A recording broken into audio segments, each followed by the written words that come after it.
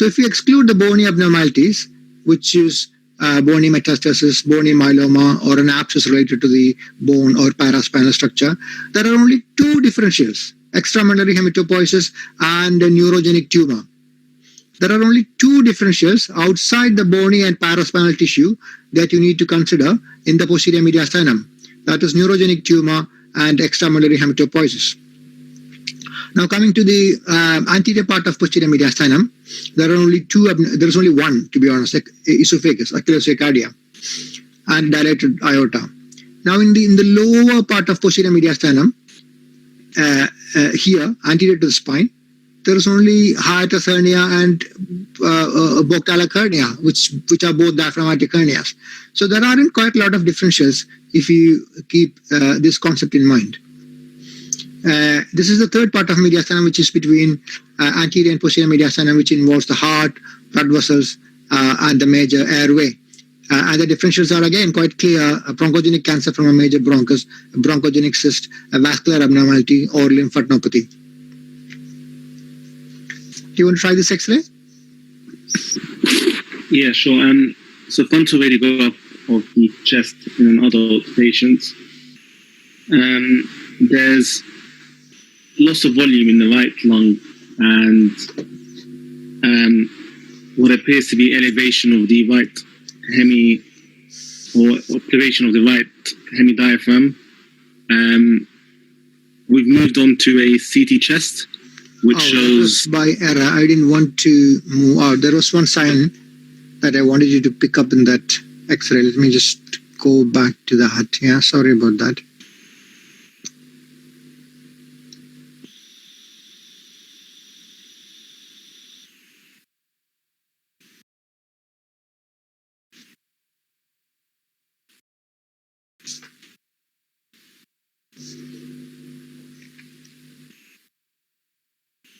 Let me share this again. Can you see the X-ray now? Yes, I can see the X-ray. Yeah. So the right hemidiaphragm appears to be elevated, and there's increased density behind the hemidiaphragm. There's also foci. Are you referring to this? Yeah. So that is the point that I wanted you to see. Have you ever seen the dome of diaphragm crossing the spine? No. So where is the dome of diaphragm? On the left side, you can see the dome of diaphragm coming here, and it attaches to the paraspinal structures by the diaphragmatic crus. It is a linear soft tissue structure that you identify on CT. So it does not cross the spine. So what's happening on the opacity on the right side? So it crosses the spine. Crosses the spine. So that's not the dome of diaphragm, although it seems to be the case. The dome of diaphragm is somewhere here. Just pushed down by a mass. Yeah. So just to give you that concept of dome of diaphragm and its anatomy, I will give you a CT now for the same patient. So in the CT, there's a low attenuation mass taking up the majority of the right lung, with some vessels passing through it. There isn't any associated bony changes. In my routine practice, I would measure the Hounsfield unit because it looks like it is of fatty density. It is fatty density. This is a rare condition. It's not a common condition that you can make a diagnosis. The point that I want you to understand is that the lesion is attached to the space anterior to the heart here. That is the space occupied by? So the anterior mediastinum, so it can be mediastinal lipomatosis. Right. I mean, this space anterior to the heart is occupied by what structure? Anterior to the heart? Yeah. So the thymus? Yeah. So this is a lesion arising from the thymus and is so big it has got a peduncle and it is spreading into the chest. So it's a very rare tumor. It's a thymolipoma from the thymolipoma. Myelolipoma, very similar. So thymolipoma or myelolipoma, I can't remember. So it's a fatty tumor from the thymus. Good. So next one. Okay, frontal radiograph of the chest. So the lungs appear to be clear. Good. There's possibly increased thickening in the superior aspect of the mediastinum.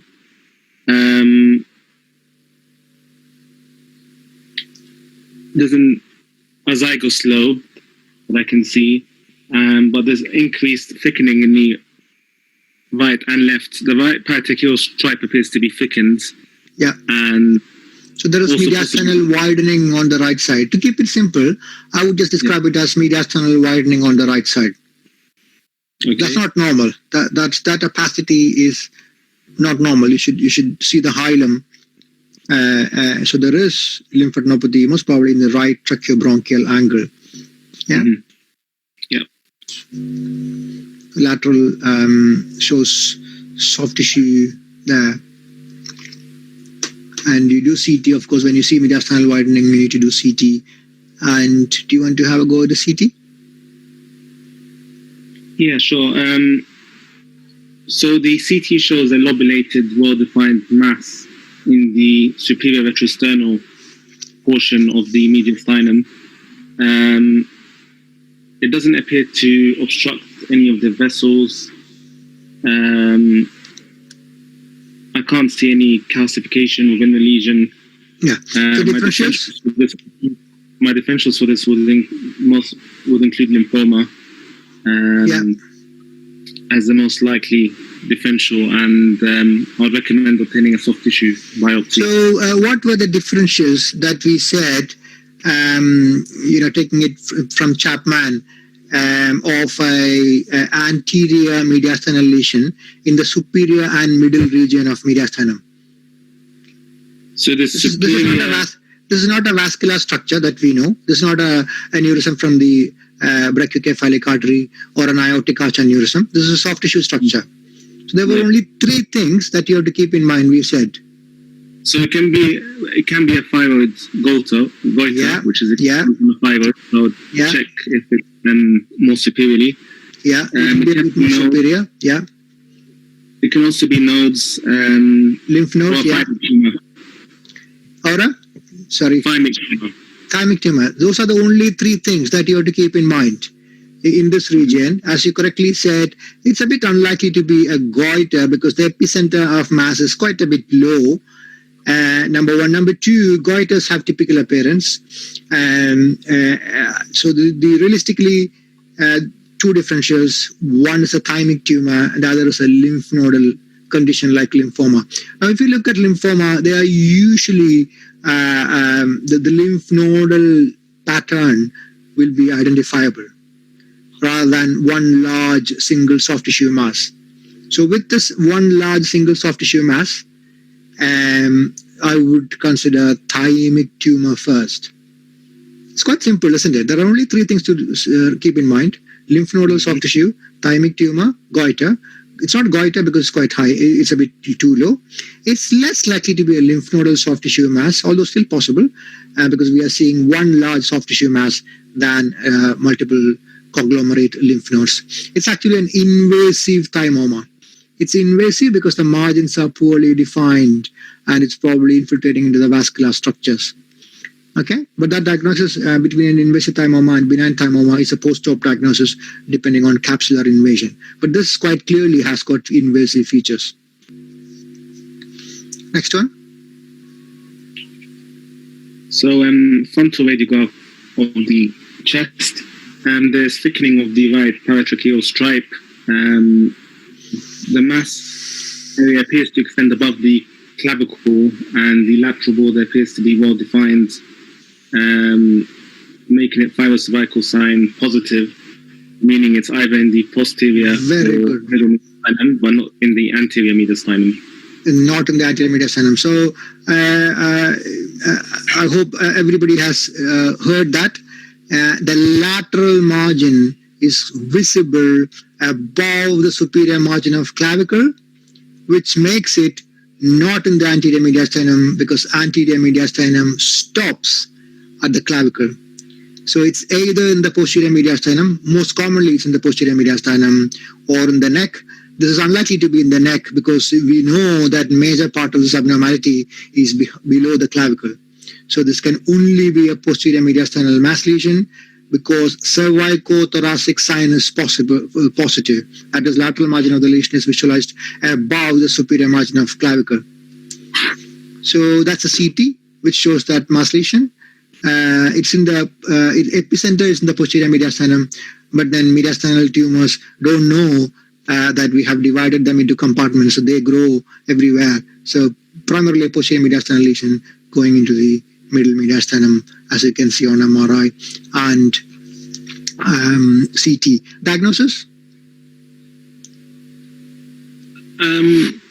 So it appears to be iso-intense to the muscle on the sagittal MR and soft tissue density, which extends. In posterior mediastinum, we made it very simple. In posterior mediastinum, the first question that we ask is it from the bone or related to the paraspinal structure? Yes or no? Is it from the bone? No, it's not from the bone. No. It's in the posterior mediastinum. It's not in the bone. If it's not in the bone, there are only two differentials to be considered. What were they?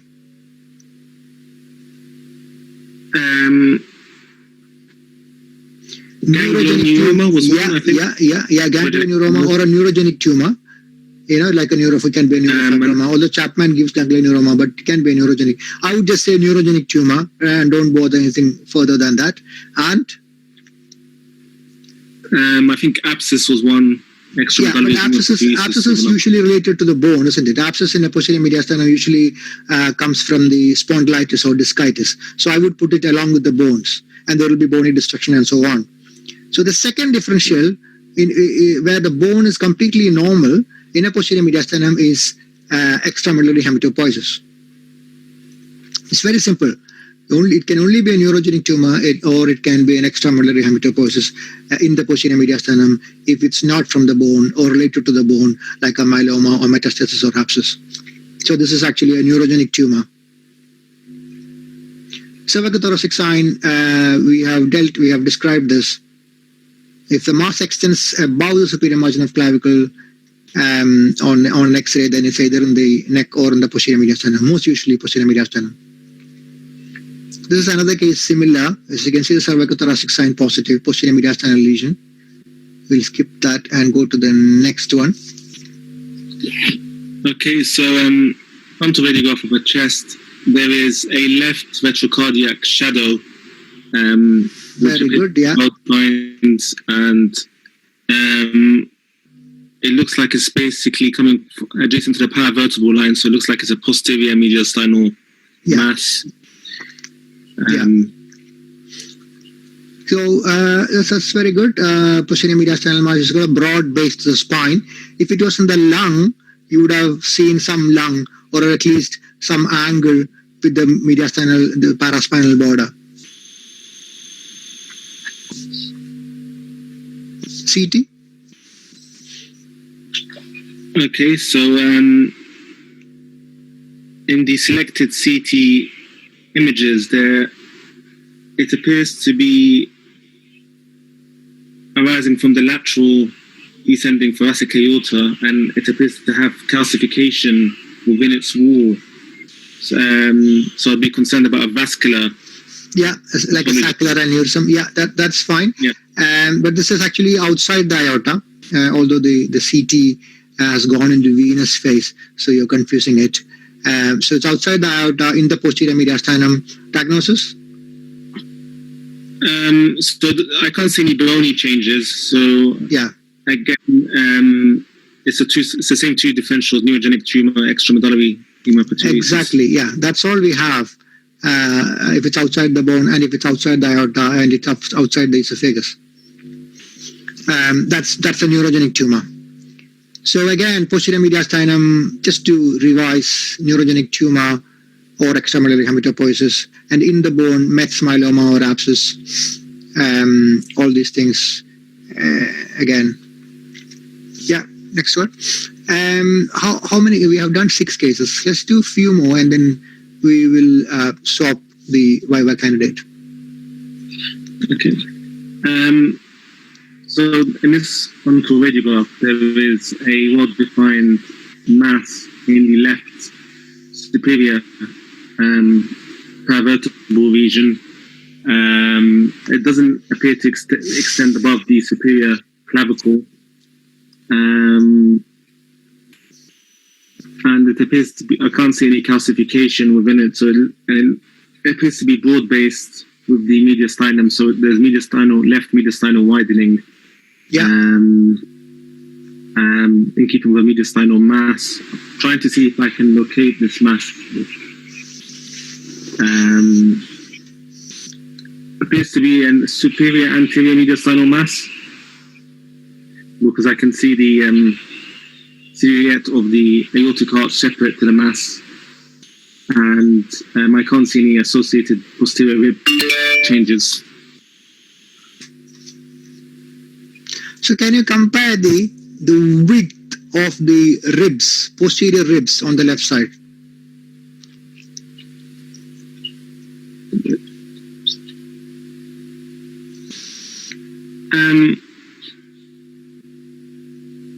So I think maybe on the left hand side the ribs are slightly wider. Compare that rib, and what is happening to this rib?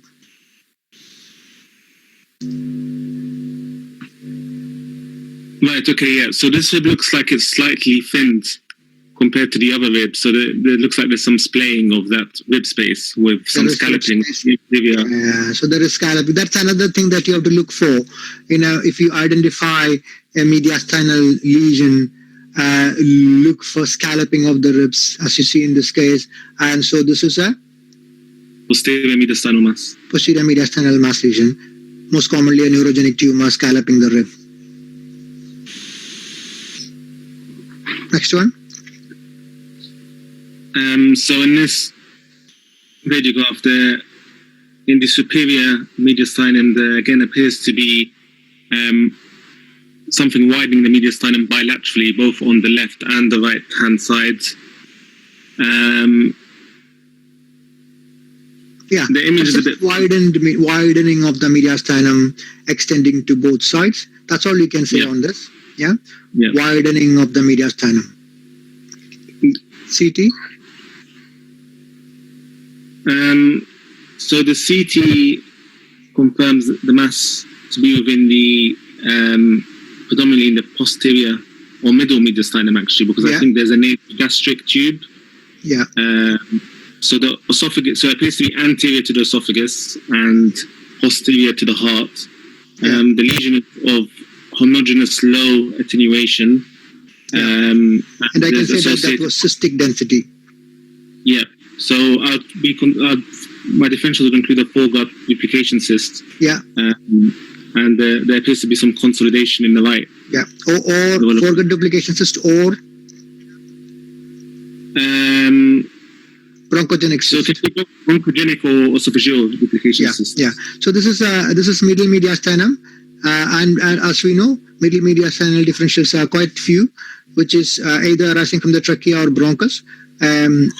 This case, like a bronchogenic cyst or a cancer arising from the trachea or bronchus, or lymph node or blood vessel structures. It's not blood vessel structures, it's not lymph node, so it's a bronchogenic cyst. Yeah.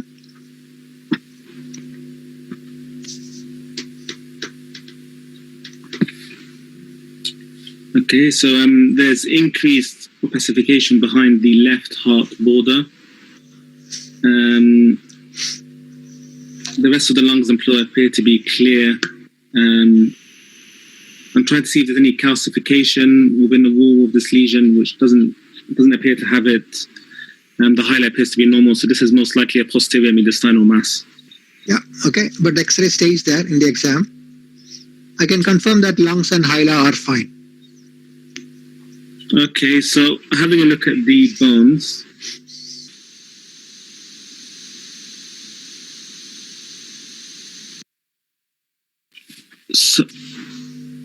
there appears to be increased density in one of the right posterior ribs. I'm not sure if that's projection or Yeah, that's projectional. Ignore that.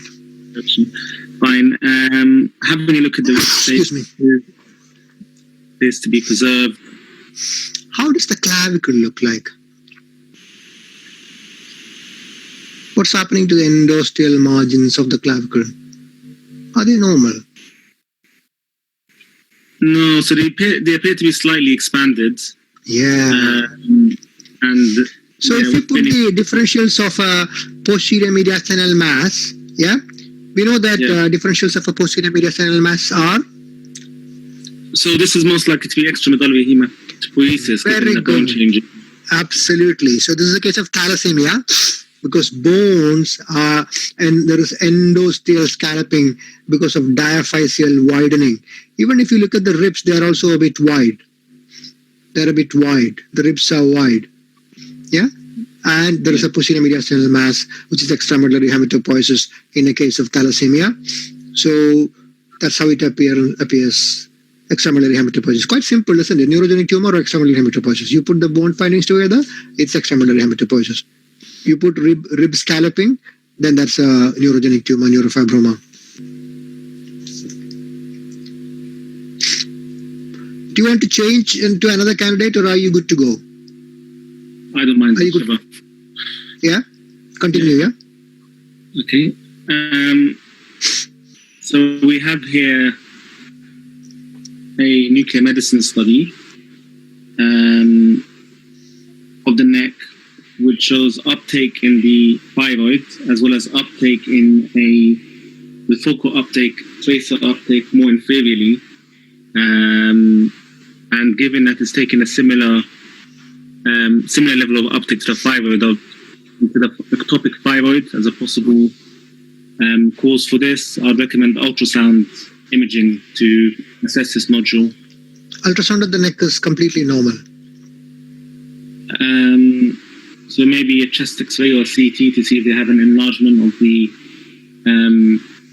A CT would probably give you the answer to see if this is ectopic thyroid tissue. What does the third image show? That my arrow is pointing. What has happened to thyroid gland in the third image? So it's so the trace activity appears to have reduced, but in the inferior nodule, it continues to take up tracer. So maybe a parathyroid adenoma is the other possibility, given that there isn't any washouts of tracer. So I would parathyroid adenoma where? In the it's an inferior to the thyroid, so left. How inferior to the thyroid? How inferior to the thyroid? So a few centimeters more inferior to the thyroid, focus of thyroid uptake. Yeah, it's in the chest, isn't it? So that's the neck. That's the neck. Yeah, that's the neck, and this is actually in the chest. So that's a ectopic parathyroid adenoma. Yeah. So that's the liver. You see? That you're seeing part of the liver uptake. You're seeing part of the heart. So that's ectopic parathyroid adenoma. And the study is? System AB. Yeah. So this is a system AB and? This is a system AB PET technitate scan. Okay? You inject system AB and PET technitate.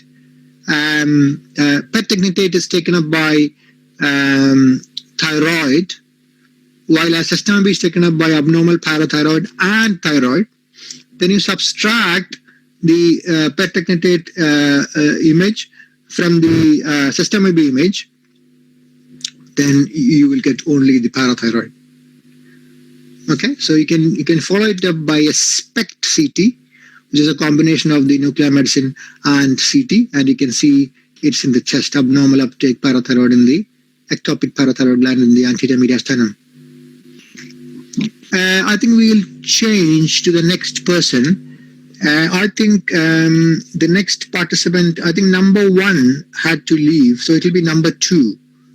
So number 7, are there 8 candidates or 7 candidates? I'm not quite sure. Let me just check a look.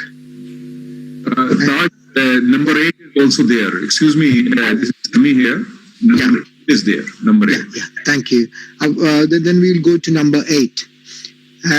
Thank you. Number 7, can you mute yourself? And number 8, Hello. can you raise your hand, please? Yeah, I'm here. Have you? Just a second. Can you hear me? Yeah, I can hear you. That's very good. So this X-ray is for you. Okay, thank you. This is an AP erect radiograph of an adult patient. The most apparent abnormality is the presence of gas throughout the soft tissue, in keeping with surgical emphysema. I wonder if this is a traumatic injury to the patient, or in terms of looking at the lungs and the mediastinum, I see a median sternotomy wires. The lungs appear well inflated, actually. I don't see an obvious pneumothorax bilaterally, but I'll be concerned that there must be some injury to the lungs causing this very florid surgical. Yeah. So what was your comment about mediastinum? I didn't get that. Sorry. Sorry, actually, I haven't said much about the mediastinum. Okay. So looking at the mediastinum itself, there may possibly be some air around the aortic knuckle and extending upwards. Very good. Yeah. So there is air around the aortic knuckle and extending upwards around the paraspinal line. So this is. So this is in keeping with pneumomediastinum and florid. Yeah, and florid surgical emphysema. I just wanted you to pick up the pneumomediastinum. So look for air around the aortic knuckle, look for air around the paraspinal structures, along the cardiac margins, on both sides, and so on. So this is post cardiac pacemaker X-ray. Okay, this is a frontal chest radiograph of an adult patient. There is a ICD device in situ. There are some prune changes in the left base, but these appear chronic. Given that it's post pacemaker insertion, looking for any of these pneumothoraces. It's not very, it goes on and off in terms of being blurred, but I don't see any large pneumothoraces, especially on the left side.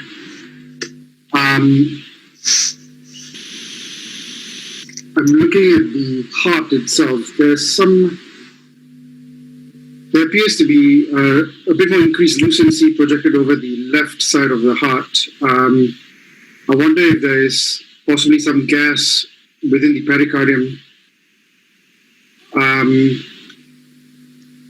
Okay, so and being pointed to the left side of the aortic knuckle, I think there's increased lucency, which will be in keeping with an injury to the what do you call the mediastinum, therefore pneumomediastinum is present. Yeah, so there is pneumomediastinum here. Again, loosened area along the aortic knuckle. And in the next X-ray, it's much more obvious. Okay. Yeah.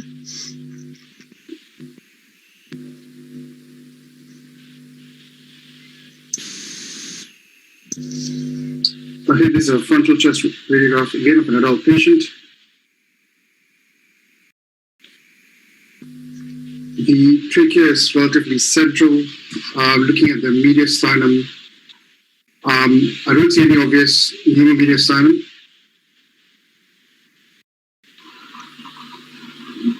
Yeah, there's no pneumomediastinum in this X-ray. The lungs are. Yeah, ignore the lungs. Okay.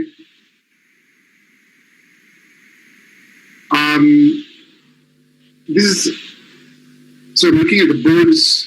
Bones are fine. Okay. So looking below the diaphragm and in auricular areas as well. There is a slight hump in the left side. It's asymmetrical compared to the right. In the along the diaphragmatic line. Yeah. So there's an increased density, which is fairly well circumscribed, and I can see the left hemidiaphragm going across it actually. So I wonder if this would be the posterior aspect of the lung, or possibly a hernia of some sort, probably a Morgagni's hernia. I would say Boctalek hernia, because Morgagni is anterior, isn't it? You won't be able to. Boctalek hernia, yeah. Yeah, Boctalek diaphragmatic hernia. Just keep it as simple and say diaphragmatic hernia, then you have covered both Morgagni and Boctalek. Okay. Yeah. So basically a defect in the diaphragm through which something from the tummy is going up into the chest, into the posterior mediastinum. Okay. So this is a frontal chest radiograph. The superior mediastinum is abnormal. There's increased lucency, which areas of punctate lucencies actually, and increased density and irregular edge on the right side. Appearance is suggestive of previous surgery, possibly a gastric pull-up or colonic interposition. I'd like to look at previous imaging. And how old do you think the patient is?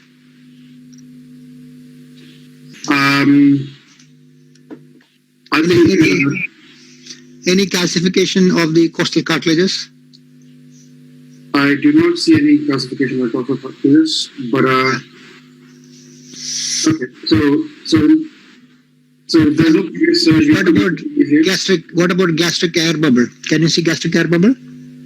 I do actually see the gastric air bubble as well. So I'll just take a step back. I don't think this is post-surgical appearances. So the mediastinum has got an increased density more on the right side throughout the whole right chest, and there appears to be some debris or material within this structure. So I think this is a dilated. Initially I thought this could be a dilated esophagus. Yeah. Then what made you think against that? This is a dilated esophagus. Yeah. Should be straight. No, is there anything that made you think otherwise? That's fine. I'm just thinking out loud. How thinking? Yeah. This is just achalasia cardia. Young man. That primary achalasia usually happens in young people. And it's a dilated, distended esophagus. Stomach air bubble is in its normal position. Yep. Yeah, good. Now this is another one. Yeah, but we have moved on from mediastinum now. Yep. So this is a frontal chest radiograph of an adult patient.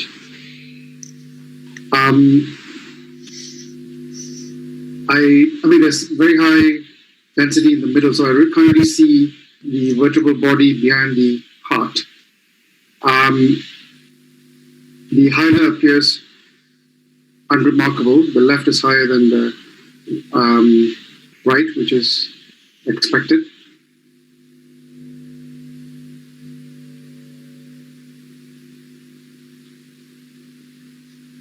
I'm being directed to the left hilar.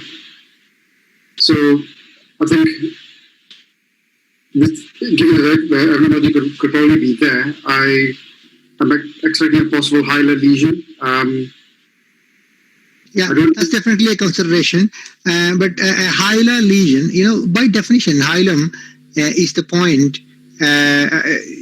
between where the vessels cross, and it's somewhere here, which is somewhere here. But you can see that this abnormal opacity is lateral to the hilum. Okay. So you can see a air space between the hilum and the abnormality, just to get your anatomy, bit more orientated. So a hilar lesion would be somewhere here. It can appear as a bulky hilum, but this is just outside the hilum. Yeah. Okay. So given that there's a density which is lateral to the left hilum, it's a bit tricky. It's very, very, very, very tricky. You have to put a lot of things that we learned today into action. Can you compare the blood vessels in the upper lungs on both sides and make a comment? The blood vessels. I'm getting a very easy image. In this case, I would expect if there is a lesion which is causing obstruction of any sort or conservative changes, there will be. Just comment on the intrapulmonary blood vascular structures in the left upper lobe, left upper lung and right upper lung. Just compare the vessels here and vessels here. I think they're a bit more prominent on the left. You mean the vessels are prominent on the left or sparse on the left? So you can see the blood vessels all here. Are you seeing similar blood vessels here? No, I'm just seeing very grey pixelated images, unfortunately. I think it's probably something on my side. Ah, right. So probably that's a bit difficult. This is really, you really have to view it on a large screen with maximum density. So what has happened is that the vascular structures are sparse here in comparison to all the branching blood vessels on the right side. That is because the left upper lobe is abnormal. Okay, so we know that whenever the vascularity reduces, that lung is abnormal. Yeah, when lung can still have aeration, but the hallmark for an abnormal lung is poor, sparse vascularity. The vascularity in the left lung is reduced, and we have this oblong opacity in the left upper lobe, which is actually it's a bit of a tricky diagnosis, but bronchial atresia is an abnormality that can typically present like this. That's most commonly in the left upper lobe, an oblong opacity near the hilum, which is actually a blocked mucus-filled bronchus and sparsely aerated upper lobe, left upper lobe. So this is a bronchial atresia. The same patients, VQ scan.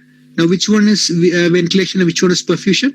The more, I'm not a nuclear medicine radiologist, but that's how I identify it. The more grainy scan is actually the ventilation, and the more less grainy, rather defined picture is the perfusion scan. So this is a posterior view of the perfusion scan, and there is a defect in perfusion here.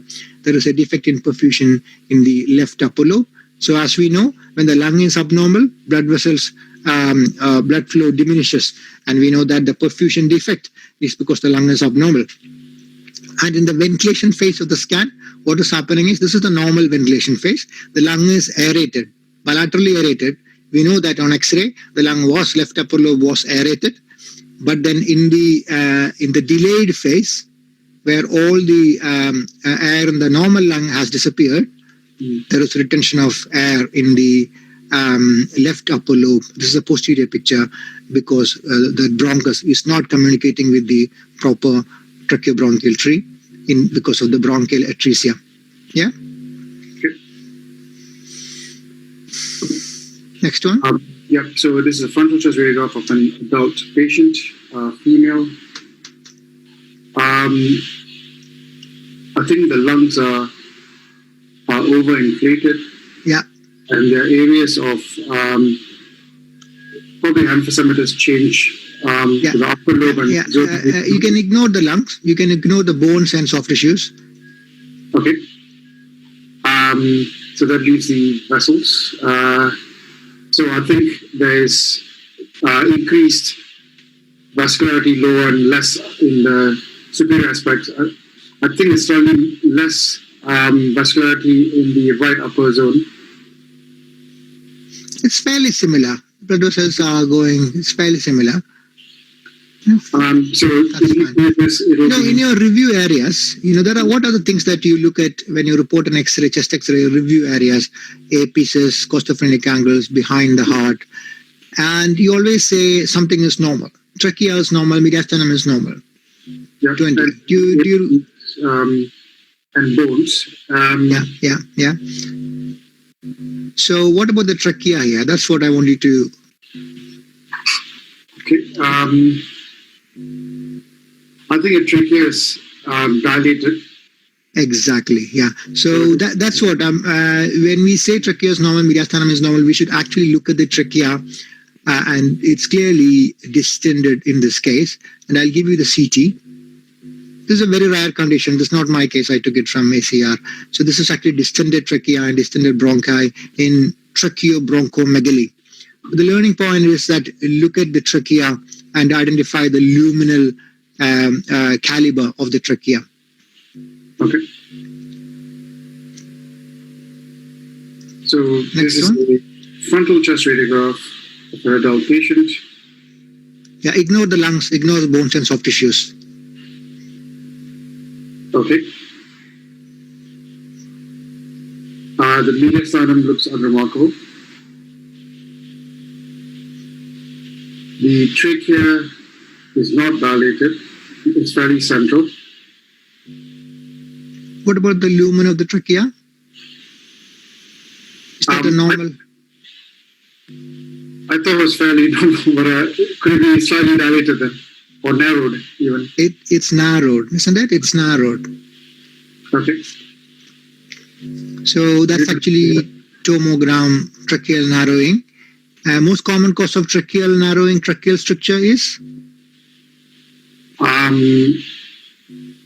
It's very common, actually, very common. Especially nowadays, in the second phase of COVID, we are getting quite a lot of patients. Intubation or Yeah, exactly. Yeah, post-endotracheal intubation, prolonged endotracheal intubation is the most common cause of tracheal narrowing. Tracheal stricture is a really tricky case to manage, and we're getting increasing number because of COVID. Patients has been on.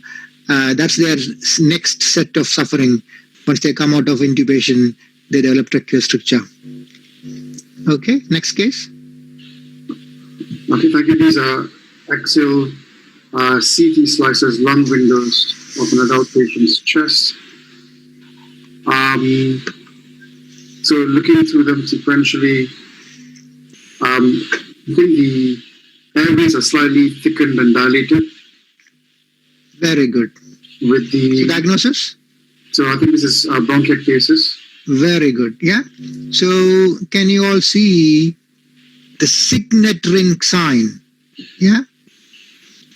So it's diagnosing bronchiectasis in the early phase is by comparing the outer diameter of our bronchus with its neighboring artery, pulmonary artery's outer diameter.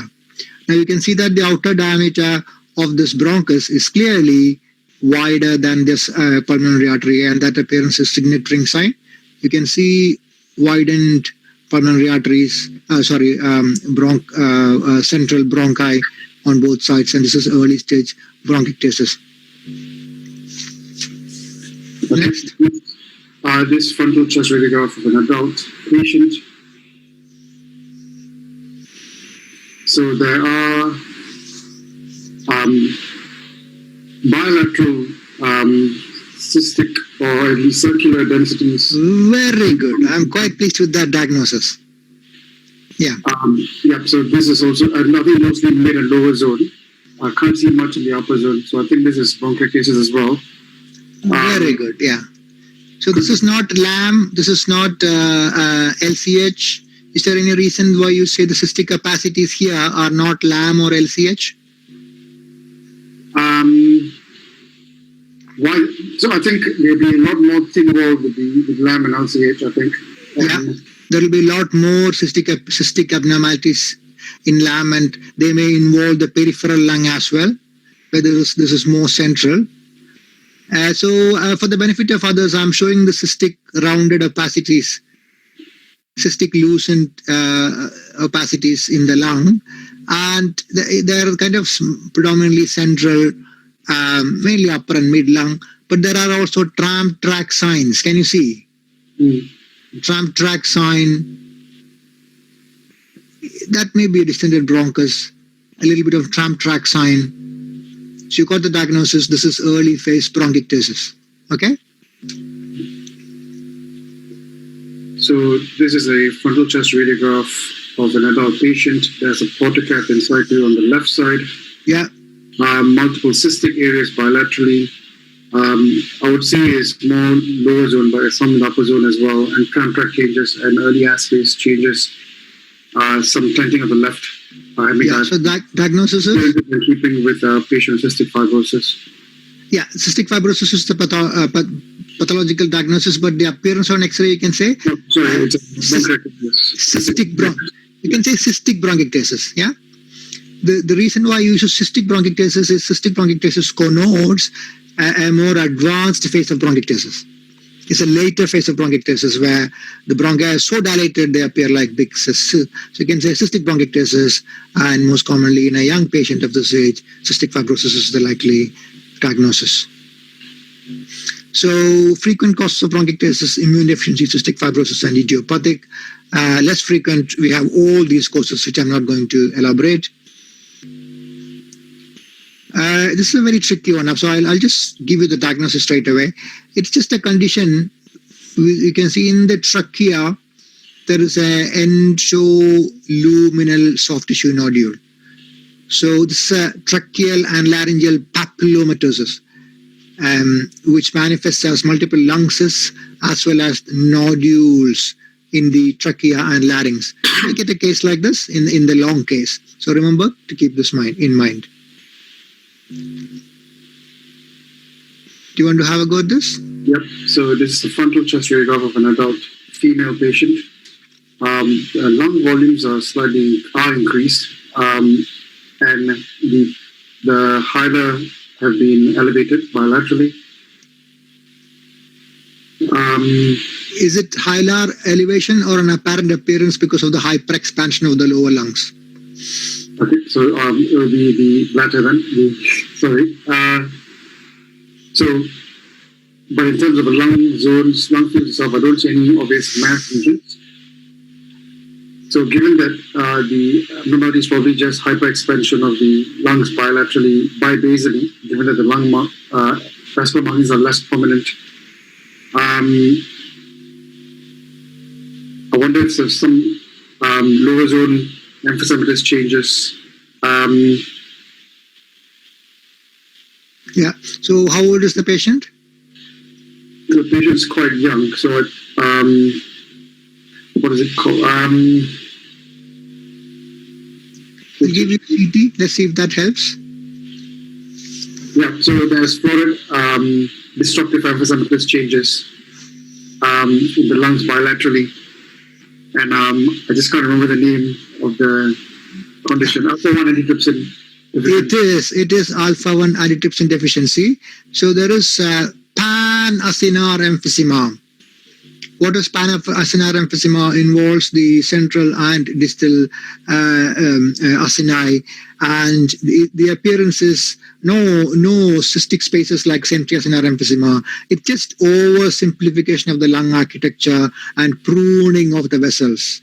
So this is how pan-acinar emphysema looks like, just oversimplification of the lung texture with pruning of the pulmonary vessels. And in this case, in addition to pan-acinar emphysema, there is also bronchiectasis. There is also bronchiectasis because alpha-1 antitrypsin deficiency causes pan-acinar emphysema as well as bronchiectasis. What is the type of emphysema in this? This is subpleural. Yeah, it's called paraseptal emphysema. Yeah, subpleural emphysema. Subpleural paraseptal emphysema, which is emphysematous spaces along the pleural margins. What type of emphysema is this? This is a centrilobular. It is centrilobular emphysema, and you have seen so many cystic lung diseases. Can you all see the centrilobular artery inside the cystic airspace in the centrilobular emphysema here? This is not lung cyst because you can see a centrilobular artery.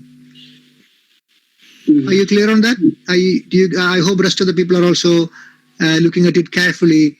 You can see the centrilobular artery of centrilobular emphysema, and there is no definable walls. Unlike a Lamb cyst or an LCH cyst, there are no clear walls. It's just cystic airspace surrounded by normal lung.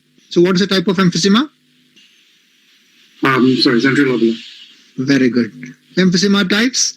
Pan-acinar emphysema happens in alpha-1 antitrypsin deficiency. It is just hyperinflation and diffuse simplification of the lung architecture and pruning of vessels. It's difficult to diagnose until advanced as there is no surrounding normal lung. Centriacinar or centrilobular emphysema is emphysematous spaces with centrilobular artery in the center, no clear walls, unlike a lung cyst, and they have surrounding normal lung. Paraseptal emphysema are subpleural, and paracicatrisal emphysema are adjacent to lung scarring, and they may have traction bronchiectasis.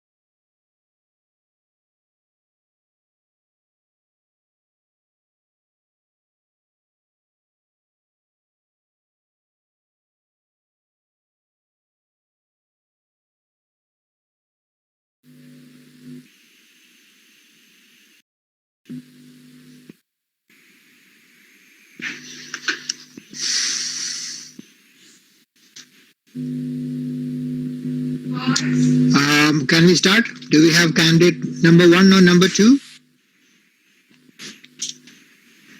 Can you speak up, please? Number 1 or number 2? Can you raise hand? Number 2? Or number 1? I was told that number 1 might leave early, so that's why I'm calling out for number 2. Perfect. Can you speak, please, number 2? Shall I unmute you? Has someone unmuted you, or do I have to do that?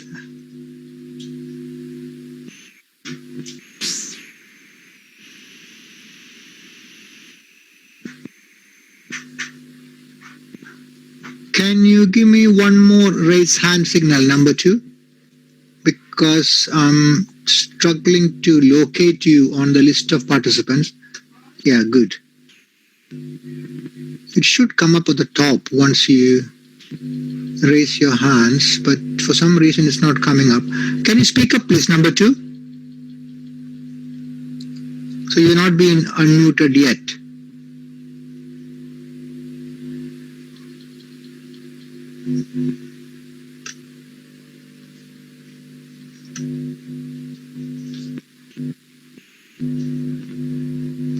Can you speak, please, number 2?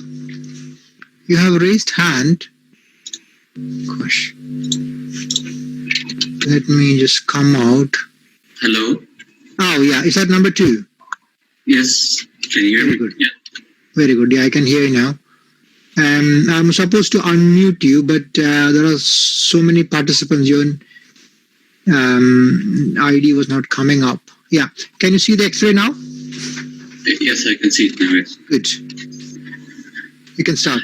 So this is the frontal chest skeletal tube patient. There's nothing caught my eye on the primary survey, but I can see what appears to be right paratracheal thickening. Are you referring to this one? No, higher. Yes, here. This paratracheal soft tissue convex shadow. That's normal. No, All right. Are you referring to this one? Yes. I think that's the sternum. All right. So I'll continue to systematically It's got analyze. bony density, isn't it? And it's kind of, if you can trace the ribs, you can see the rib and you can see the junction of costochondral junction. So that's how you subtract. You know, when you report a plain film in your reporting session, you might keep wondering, what is that? Is that significant? That's how my practice, how I look at, okay, that's kind of continuing downwards. It's got a margin that's bony. So I think that's a bony structure. I would ignore that. All right. So I wonder if there are miliary nodules. Very good. There are nodules. Why did you use the term miliary nodules? Because they are tiny. They are all of similar 1 or 2 millimeter size. They're all tiny. They're all discrete. Yeah. And they're diffusely affecting the lung. Very good. Yeah. So you can see them in the upper lung. Some nodules in the upper lung. And nodules in the bases. Yes. And they're kind of spread everywhere, suggestive of miliary nodules. And the diagnosis is? So the first differential is miliary TB. Other differentials are miliary metastasis like melanoma or renal or thyroid. Yeah. So that is the CT appearance of miliary, HRCT appearance of miliary nodules. Uniform sized nodules all over the lung, not sparing or predominantly affecting any particular area. Yeah, miliary nodules, and that's what the name comes from. Miliary TB and miliary histoplasmosis. Nodules are widespread, uniform size, discrete, which means they are not coalescing, and there are no septal lines, and the hyla are normal, unlike sarcoidosis.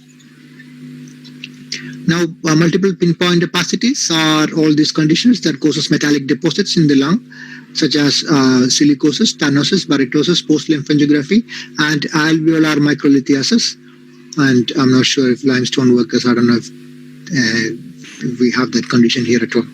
So multiple small opacities are miliary TB, fungal infections, CWP, sarcoid, subacute hypersensitivity pneumonitis, and fibrosing alveolitis, which is cryptogenic fibrosing alveolitis.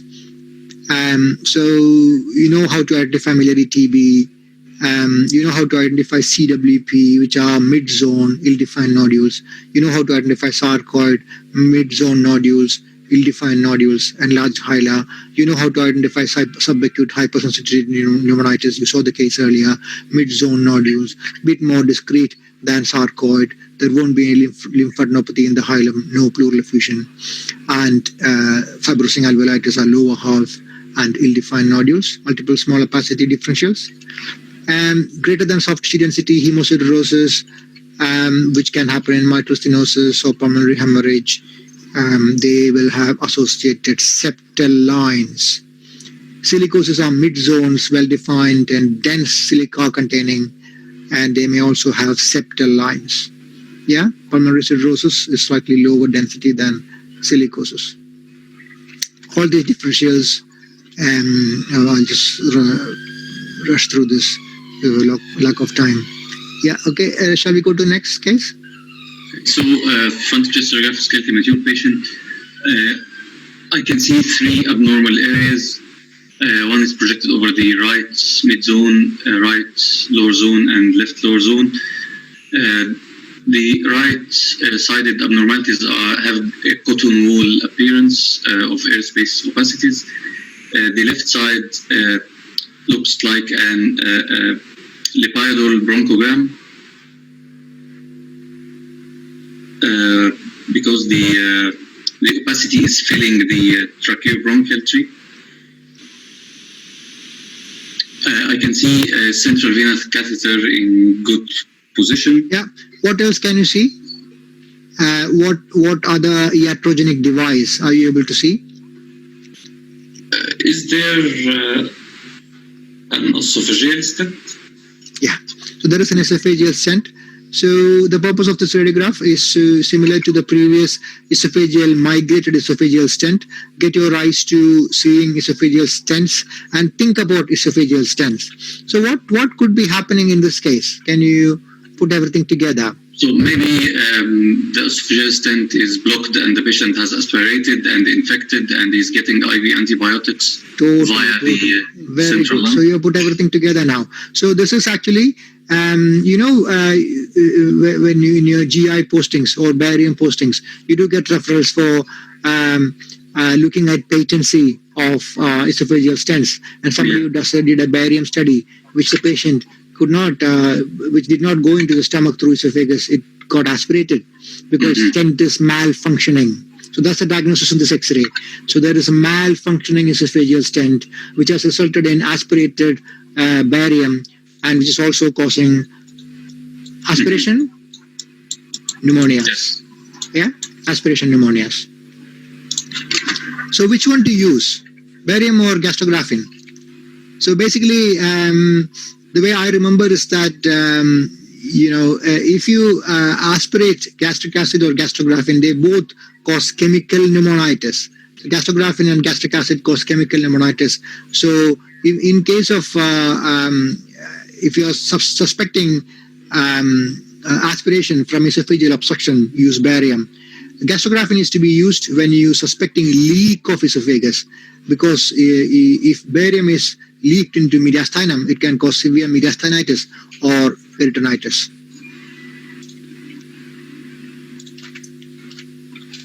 Okay, so I can see bronchiectatic changes. Yeah. Predominantly lower. So bronchiectasis, predominantly lower zone, tram track sign. Can you see tram track sign? Yes, bilateral. Yeah. So that is tram track sign. Get your eyes to you seeing tram track signs, which is quite diagnostic. When you see cystic lung conditions, you'll be wondering whether it's LAM or tuberous sclerosis or LCH. But when you find tram tracks like this, then you are certain that this is bronchiectasis.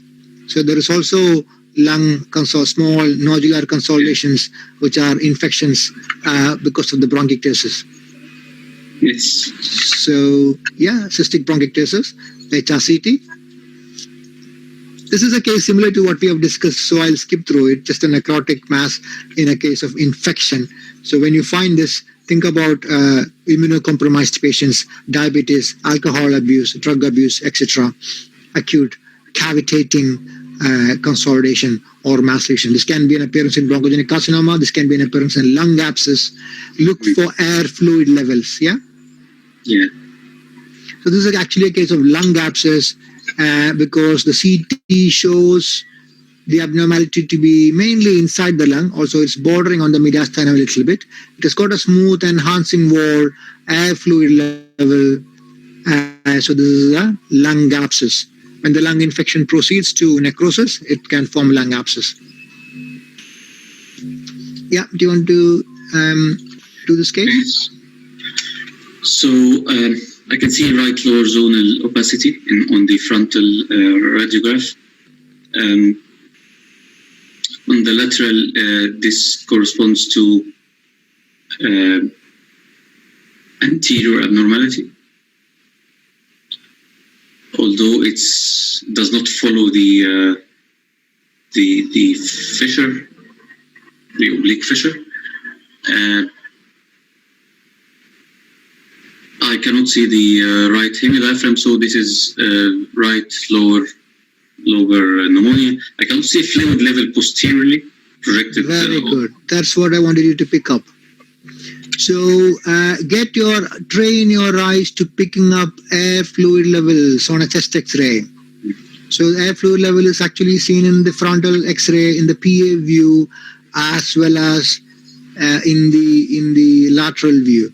There is another small abnormality here, which is Fissural effusion. Yeah, which is encysted pleural effusion. Yes. Yeah, that's fissural in the fissure. Yeah, encysted pleural effusion in the right major fissure. Then there is low right lung consolidation, and there is air fluid level. So if you put everything together, so it's probably a lung abscess. Yeah. Or maybe empyema. Yeah. So how would you differentiate a lung abscess from empyema? Or how would you take forward a hydropneumothorax? This is hydropneumothorax, isn't it? Yeah. No, this is air fluid level. Now, how do you know if it's a hydropneumothorax, which is air and fluid in the pleural space, or air and fluid inside the lung on an X-ray? How do you take it forward? Ultrasound will be very useful. Right, ultrasound may or may not show air fluid level inside the lung. You can't see it on ultrasound anyway, can you? Sorry, I cannot see inside the lung, of course. Yeah. If you had said CT, then nowadays we do CT quite a lot, so it should be straightforward CT. But actually, on the X-ray, there is a way by which you can differentiate the air fluid level, whether it's a hydropneumothorax, that is air and fluid pocket together in the pleura, or whether it's a lung abscess or a necrotizing lung lesion, that is an abnormality inside the lung. Do you know how to do that? Yeah, maybe changing the position of the patient, lateral decubitus. You're nearly there. So you do a frontal X-ray, and then you do a lateral X-ray. Now, if it is in the pleural space, the air fluid level, the width of the horizontal fluid level will vary in the frontal projection and lateral projection. So you can see that's a narrower width in the lateral projection. It's a wider width in the AP or frontal projection. And because of that, it's in the pleura.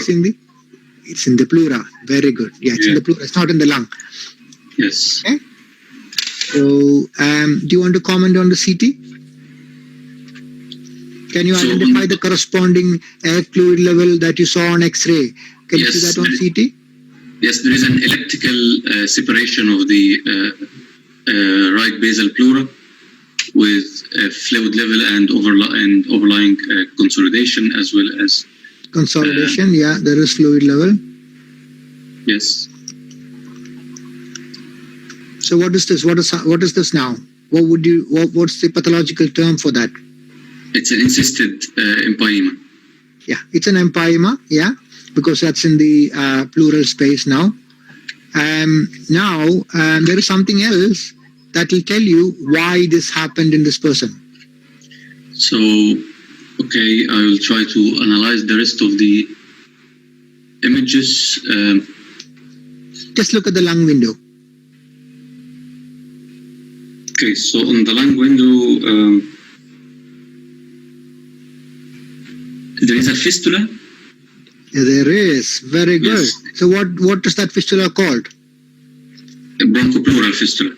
There is a bronchopleural fistula. Because of the extensive infection, the lung and the bronchial tree has broken down and is forming a fistulous communication into the pleural space, and that is why there is empyema there.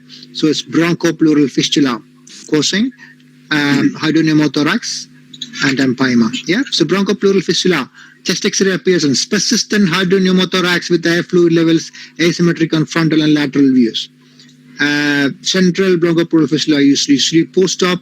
Peripheral bronchopleural fistula can be from infection or inflammation secondary to underlying abscess, necrotizing pneumonia, bronchiectasis, and TB.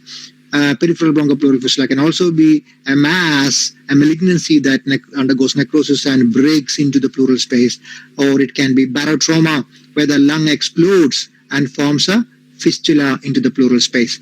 So you know what bronchopleural fistula is now, and look out for bronchopleural fistula when you find hydropneumothorax, and look out for the communication of the lung air or the bronchial tree. You may not actually see a bronchus communicating into the pleural space. You will only see a communication, a break in the lung parenchymal tissue in BPF on CT.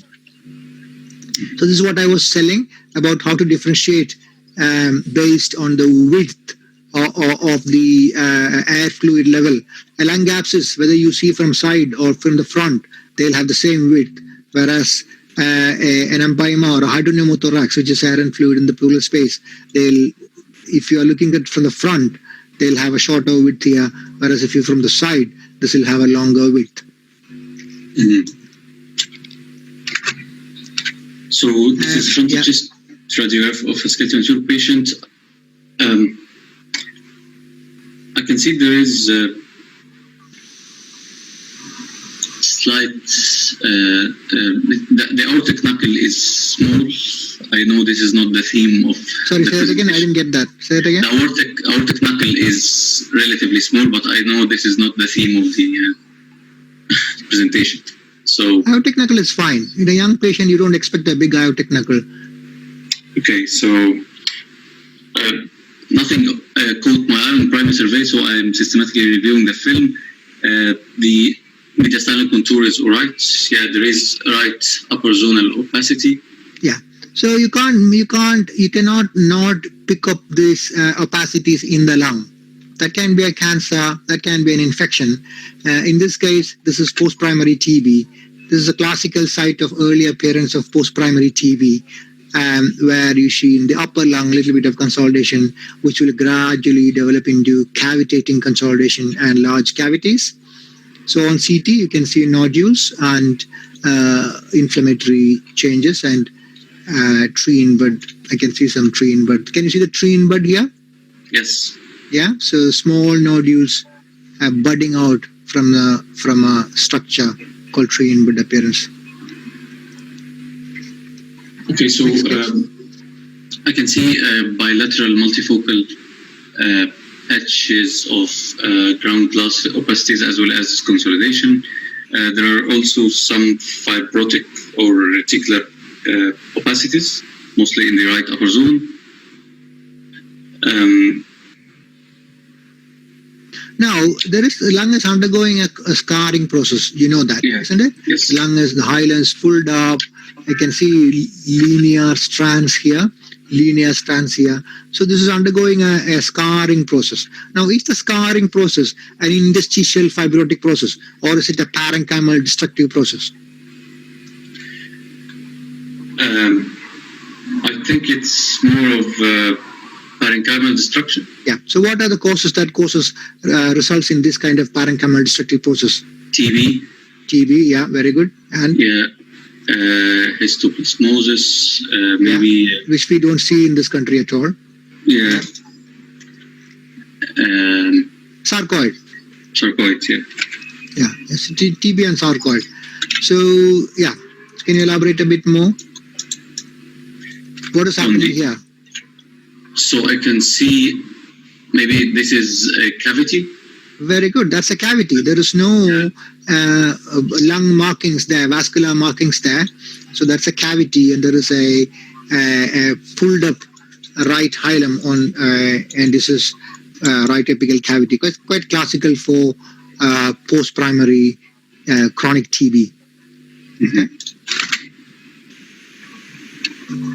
So I can see hyperdense, very extremely hyperdense, extrinsic or pleural-based opacity over the right upper zone. It looks like it's heavily calcified. Yeah. I can see that the overlying chest wall is abnormal. I cannot see any other pleural plaques. So how would you put the diagnosis for this? It's a calcification in the pleura, apical pleura. Yeah. So calcified pleural plaque. Is this how pleural plaques appear? Yeah, it's not the typical appearance, but I agree. That's because it's not pleural plaque.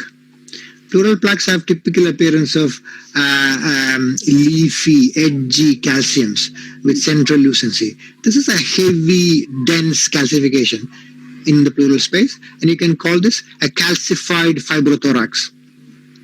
All right. Right? That's the term you can use for this. It's a dense calcified structure. Usually happens from TB, from infection, an empyema. A long-standing empyema will develop calcium along the wall. So a sequela of infection, a sequela of a traumatic big hemothorax, etc. So calcified fibrothorax. This is not pleural plaques. Please don't say pleural plaques. Yeah, you have seen at least 2 pleural plaques today. All right. Okay, that's a fibrothorax, calcified fibrothorax. Next one. Do you want to change or do you want to continue? We have done. Yeah, I would like to continue if you're happy. Yeah. So we'll do. I think we have done half an hour for you, 12 cases. So to be fair, I think we should change to the next person. Is that okay? All right. Yeah, it's fine. Thank you. Thank you. Yeah. Can number 3 raise hand, please?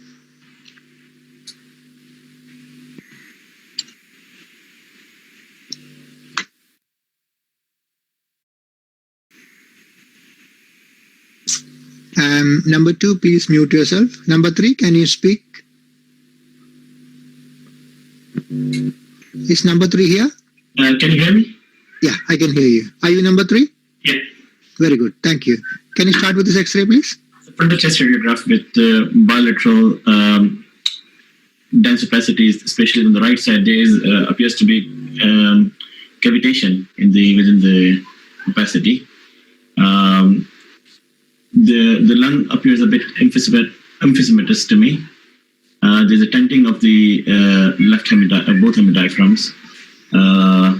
So that shows that there's some fibrotic process going on. Very good. Mild interstitial thickening process, thickening as well, especially in the lower zones.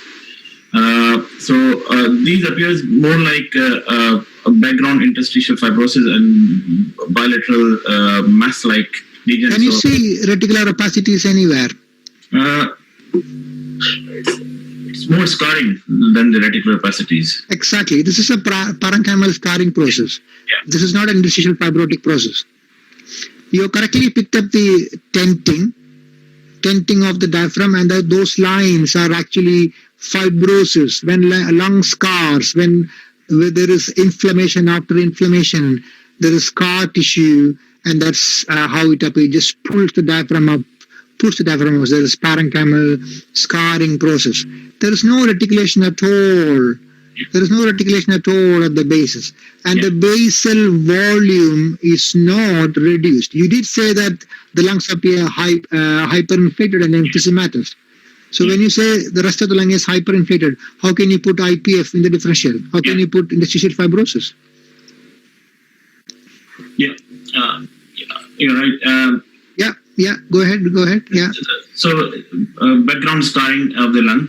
Now these two bilateral hypertense lesions. Initially, I thought about progressive massive fibrosis. That's a good thinking, because perihilar large consolidation is the appearance of progressive massive fibrosis. But progressive massive fibrosis usually a bit more upper mid. That's a good thinking. Go ahead. Other differential I was thinking of background lung infection. Can you see air crescent sign here? Yeah, I can see the air crescent sign, especially on the left side, which is very evident. Good. So why didn't you say that?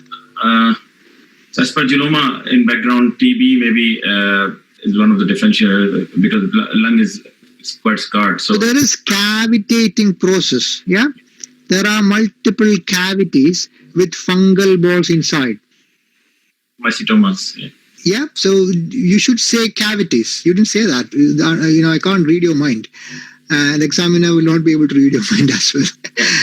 So there are cavities with fungal balls and air crescent signs.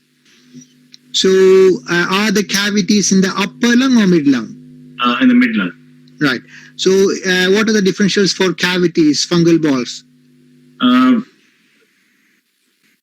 The cavities, the fungal ball can develop into previously formed cavities from tuberculosis, but here tuberculosis are typically upper lobes. The other differential would be vasculitis cavities, and then patients immunocompromised, and then developing these mycetomas in them. Lunch is ready. Right. This is sarcoid cavities with fungal balls. Okay, if you see cavities in the center, think about sarcoidosis. And there is so much chronic scarring process going on. I wouldn't think of an acute abnormality like PCP pneumonia or invasive aspergillosis at this stage. Although you can mention that, but this is not the appearance of. I'll show you pictures of how the invasive aspergillosis cavities will look like. So this is chronic cavities, a lot of chronic scarring, and there are fungal balls in the cavities. It's a frontal chest radiograph with a central line. I can see the central line in the patient, right-sided. The tip is projecting, I think. Yeah, ignore the central line, that's fine. So that means patient may be having a long-term chemo or antibiotic therapy. Yeah. Pick up the abnormality in the chest, in the lungs. In the left side of the lung, behind the heart, there is some... Very good. You're all getting extremely good at picking up retrocardiac hidden area abnormalities. There is consolidation behind the heart in the setting of a probably immunocompromised patient on central line, and I'll give you the CT. Yeah, so the CT is showing reverse halo sign. CT showing what sign, sorry? Reverse halo. Reverse halo, is it? Yeah. It's proper halo. I mean, it's not reverse halo. It's not reverse halo. Because I don't know why you said reverse. I don't know. It's a halo sign. Yeah, it's a ground glass opacity around the soft tissue opacity.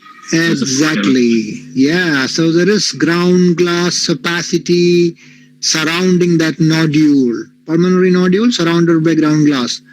There is ground glass around that nodule. There is a little bit of ground glass here as well. So diagnosis is? Invasive aspergillosis? It is invasive aspergillosis. I'll just show you the magnified picture which shows ground glass around that nodule. Now, for a better understanding, I call it angio-invasive aspergillosis. Then I'm always thinking about angio-invasion and the hemorrhage and the pathomorphology. I usually say angio-invasive aspergillosis. So it happens in immunocompromised patients in severe neutropenia. It can also happen in immunocompromised with normal count, but they are immunocompromised because of heavy steroids. What happens is invasion and occlusion of small and medium-sized pulmonary arteries, resulting in necrotic hemorrhagic nodules with halo sign, or they can also result in pleural-based wedge consolidations, which are actually pulmonary infarcts. So multiple nodules with surrounding hemorrhage, halo sign, or multiple pulmonary infarctions. Those are the features of angioinvasive aspergillosis. Halo sign is nodules with hemorrhage. It can happen in angioinvasive aspergillosis, candida and mucorales infections, cytomegalovirus, and Kaposi sarcoma. These are, you might get a case of Kaposi sarcoma in your lung case. So if you find nodules with halo sign, remember to keep that in the differential. Do you want to do this X-ray now next? Yeah, frontal chest radiograph. The patient has got a center line in with the correct position. Endotracheal tube with the correct position. There are ECG lines up, but the main abnormality is bilateral air specification in both mid and lower zones. Yeah. You can say they are consolidations because you can see air bronchograms within them, no? Yeah. Yeah. So it's patchy consolidation bilaterally, in fact rather diffuse, I would rather say, in both the mid and lower zones. It's quite typical of atypical bacterial infection. It could be there could be very different differentials. So atypical or viral infections, again there is soft tissue nodularity with probably some air crescent sign. Air crescent sign. Yeah. So there is air crescent sign on a background of extensive lung consolidation. Diagnosis? Aspergillosis. Yeah. So as you correctly identified, said earlier, air crescent sign can happen in acute invasive aspergillosis as well. So I'll show you. It happens during the resolving phase of active infection. What happens is, lung tissue is dead and necrotic. It forms a ball inside a cavity. So this is invasive aspergillosis, air crescent sign, and usually the air crescent in invasive aspergillosis surrounds the entire soft tissue, whereas the mycetoma or fungal ball is along the superficial part of the cavity. Now I'll show you the next X-ray, which is same patient 2 weeks earlier together. So there is quite a lot of consolidation in this radiograph, but no air crescent.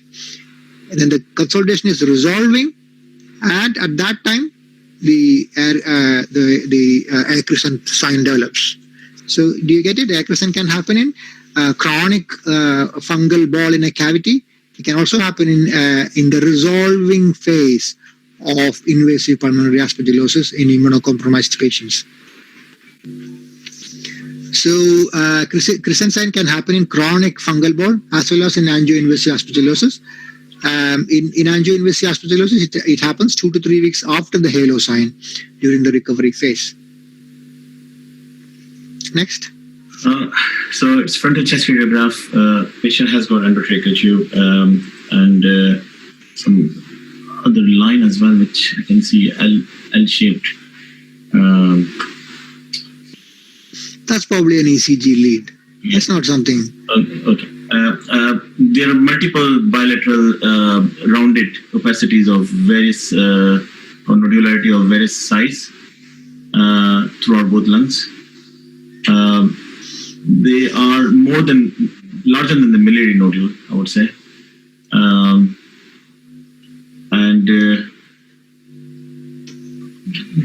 So this is fairly. These are acinar nodules. Do you know acinar nodules? In the alveoli? Yeah, in the alveoli, because they are kind of non-uniform in size. Some of them are coalescing and quite extensive. Differentials?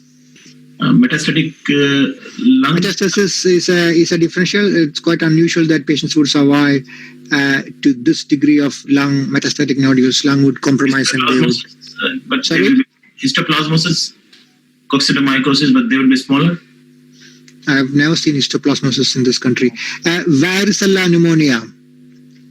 Varicella pneumonia, this degree of acinar opacities is a kind of a classical appearance of varicella pneumonia. Okay, so keep that in mind.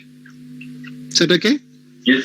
Acute varicella pneumonia, extensive and widespread acinar opacities.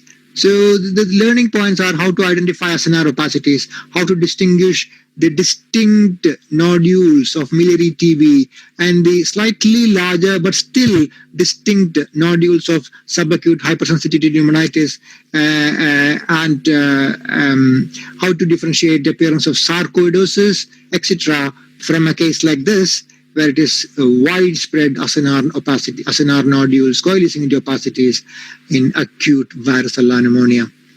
Okay? Yeah. So acinar opacities, 4 to 10 millimeter, ill-defined, coalescing, non-segmental, air bronchograms or air alveolograms may be present. Differentials are pulmonary edema, unusual pneumonias like TB, fungal, PCP, varicella, viral, pulmonary hemorrhage, trauma, bleeding disorders, DIC, Goodpatcher syndrome, idiopathic hemocirrhosis, fat embolism. Fat embolism usually happens 2 days after post-trauma. They're usually peripheral acinar opacities, and they resolve.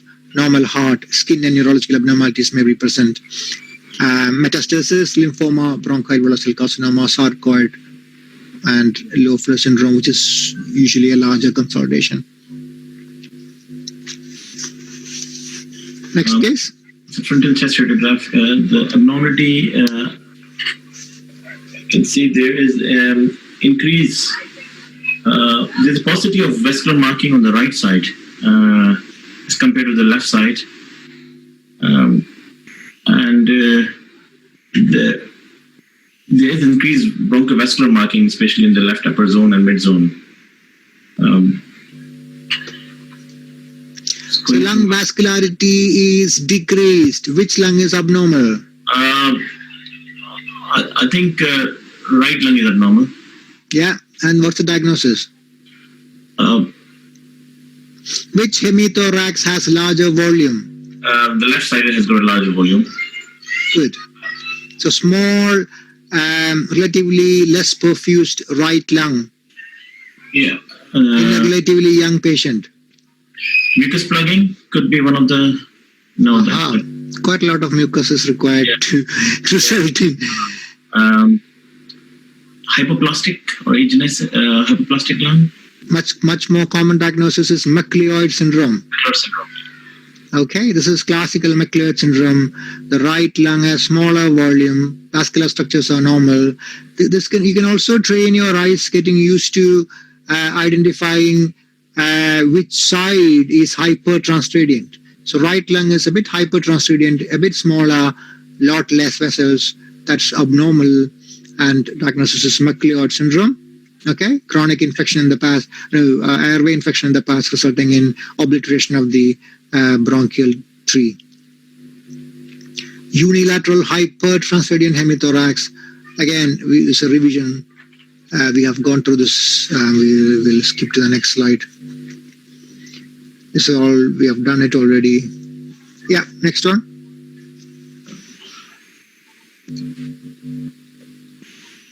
Frontal chest radiograph, there is abnormality on both sides of the lung.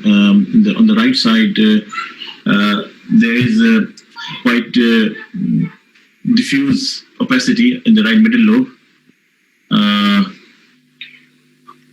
and the bulging of this fissure. So I would describe it as a rather well-defined, smoothly marginated mass lesion. Okay. So is that not correct? Is that not the right? Yeah, I was thinking of this. I was thinking on the context of infection, so I was just going down that line. But you're right. Yeah, well-defined, smooth-bordered.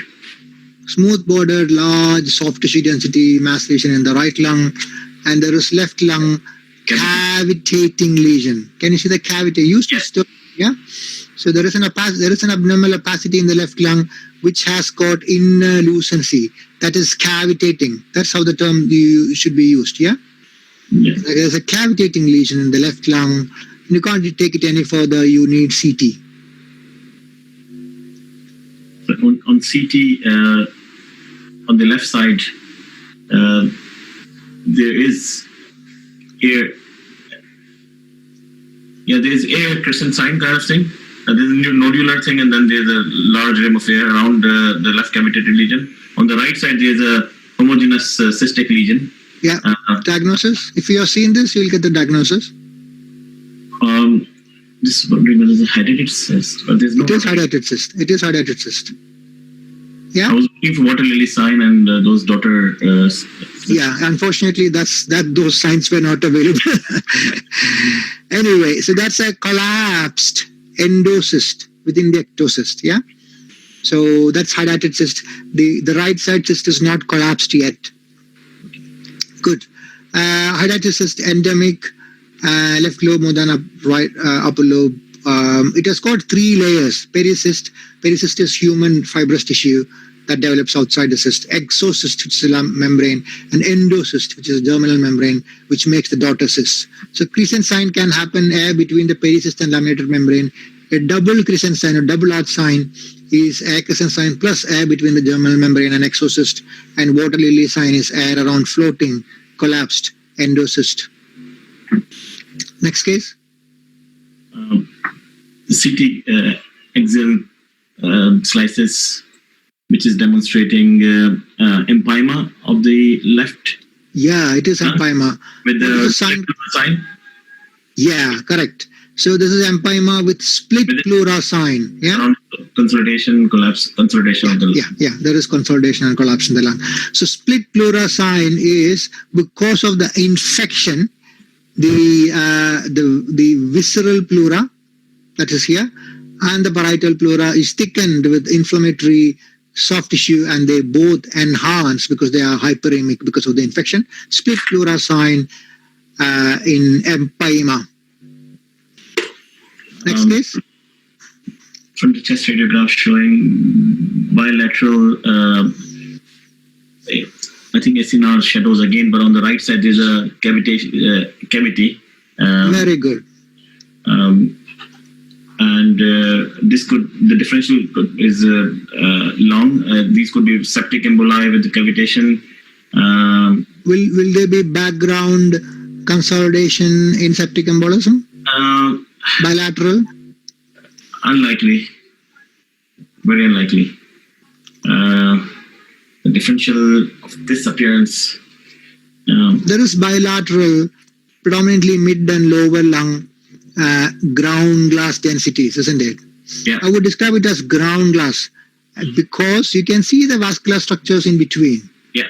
You can see bronchograms, but most of the vascular structures are also present. They're not to that degree where it is obscuring the blood vessels. So we can describe it as bilateral ground glass densities, and within the ground glass density there is a cyst. There is a cyst within the ground glass density. Diagnosis? Ground glass. If you know it, it's pretty straightforward. No, I probably was struggling here. This is PCP pneumonia. Okay. So PCP pneumonia happens when there is lymphopenia, a CD4 count of less than 200. Chest X-ray shows bilateral, perihilar, granular, or ground glass opacities and air cysts. Air cysts may be present in up to quarter of cases. Pneumothorax can happen in 1/3 of the cases with air cysts. PCP pneumonia can be in the upper lobe in those people treated with aerosolized pentamidine, and lymphadenopathy and effusions are uncommon. This is bilateral lung abnormality, bilateral scarring basically, especially in the upper lobes, more on the right side. I think there's thoracoplasty done on the right side of plumbago. Very good, very good. Yeah. So bilateral apical fibrosis, biapical fibrosis. Differentials? TB is top differential. Yeah. One differential is TB, another one? Sometimes radiation can cause it as well, but this is not very typical radiation. Bilaterally? And no, mostly it's going to be unilateral. Yeah. So bilateral apical fibrosis, we discussed the differentials earlier. Yeah. It can be TB, can be ankylosing spondylitis, it can be CWP, progressive massive fibrosis, and so on. In this case, you correctly identified an abnormal density in the right apex. Do you think what is happening here? What might have happened? They used to. It's an old TB patient. Very good. Yeah. So they used to put plumbage. Plumbage. They used to put some stuff in the right apex to make the cavity collapse in TB. This is our own patient, an elderly gentleman came from his TB treatment probably half a century ago. So bioapical fibrosis with TB plumbage treated in the past in the right upper lobe.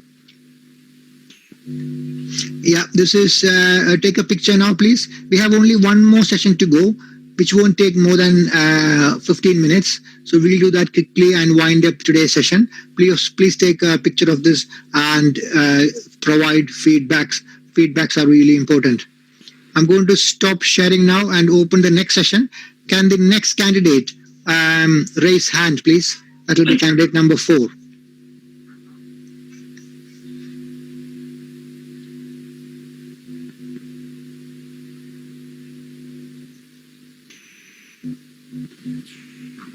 Yes, I'm here. Good. Just a second. I can hear you.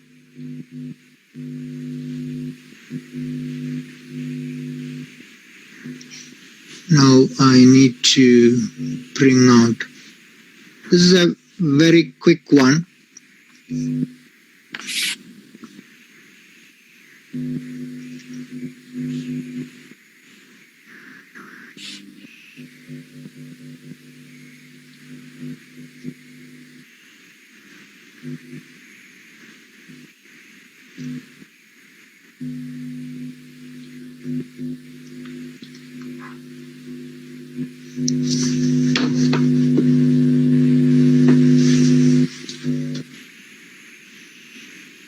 Okay, so it's not moving. For some funny reason, it's playing up.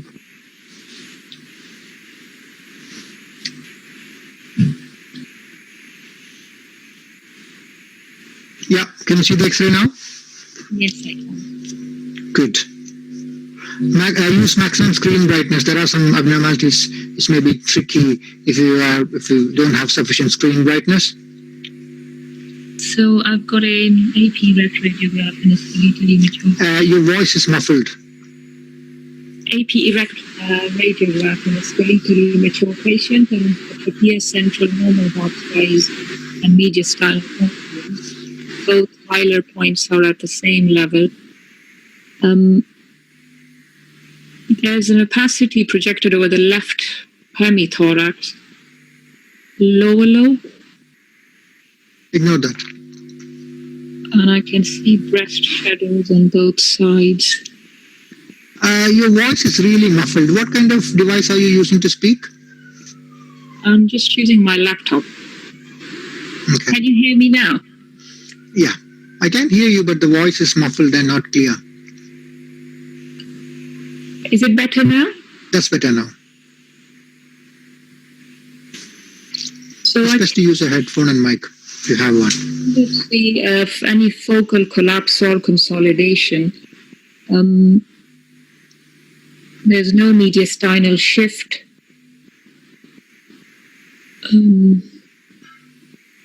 Just going. Can you see my arrow? No.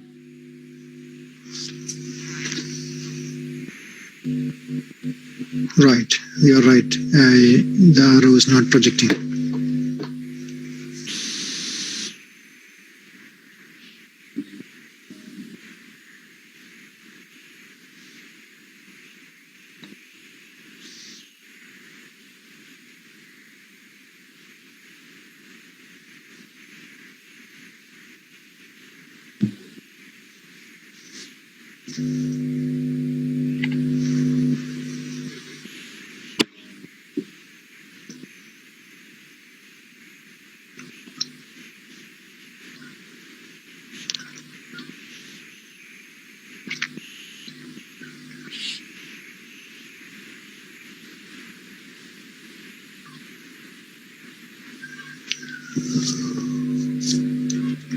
Are you able to see my arrow now? Yes, I can. Yeah. Can you see the arrow? Can you? Yes. Yeah. So this is something, it's a pass or fail X-ray. If you miss this, you're not going to pass a FRCR exam.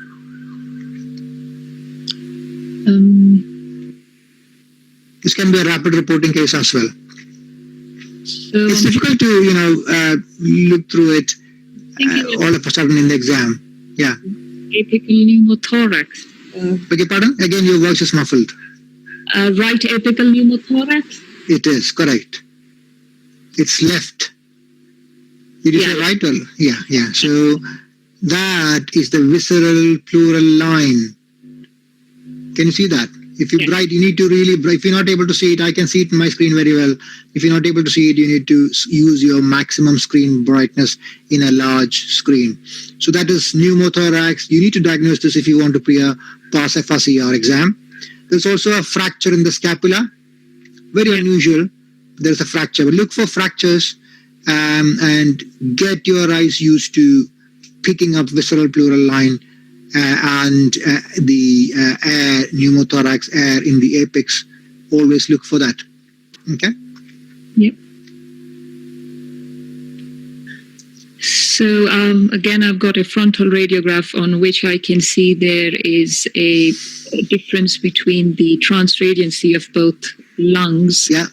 The right lung appears more loosened, and I can see a loosened line projected around over the right mediastinum, which configures to the shape of a vessel. It's quite long, linear, and going all the way down. So difference in transradiancy of thorax, it's not difference in transradiancy of the lungs, it's actually difference in transradiancy of thorax. You know what I mean? So there's a difference. So difference in transradiancy, one of the differentials is a pneumothorax as well. Yeah. And I can That's see... why you should think in terms of not lungs and, difference in transradiancy of chest. Yeah. So the right hemithorax is quite appears loosened compared to the left. Can't see any lung markings there. Have you heard of deep sulcus sign? Yes, I can see a deep sulcus sign on the right because I can see it goes all the way down there. Very good. So that is a deep sulcus sign where you can see the diaphragm all the way quite low down, and that indicates a pneumothorax. Pneumothorax in what projection? In a supine projection. Yeah. So pneumothorax in supine projection, deep sulcus sign. There is another useful sign to look for associated with deep sulcus sign in supine pneumothorax, which is the superior margin of the involved diaphragm will be quite pristine and sharp. Can you see that? Yes. It's quite pristine and sharp because it is outlined just by air and not by air inside the lung. Yeah. Compared to the slightly fuzzy left hemidiaphragm, the right is quite sharp and clear because it is outlined directly by just empty air and not by air in the lung. So deep sulcus sign and sharp margin of the dome of diaphragm on the same side. So there is a pneumothorax on the right side, which is what resulting in the increased transradiancy of the right chest. Is there tension? No, I can't see any tracheal deviation. There is no tracheal or mediastinal deviation. Always, if you report a pneumothorax, always mention the next line should be there is tension or there is no tension. Okay? Good.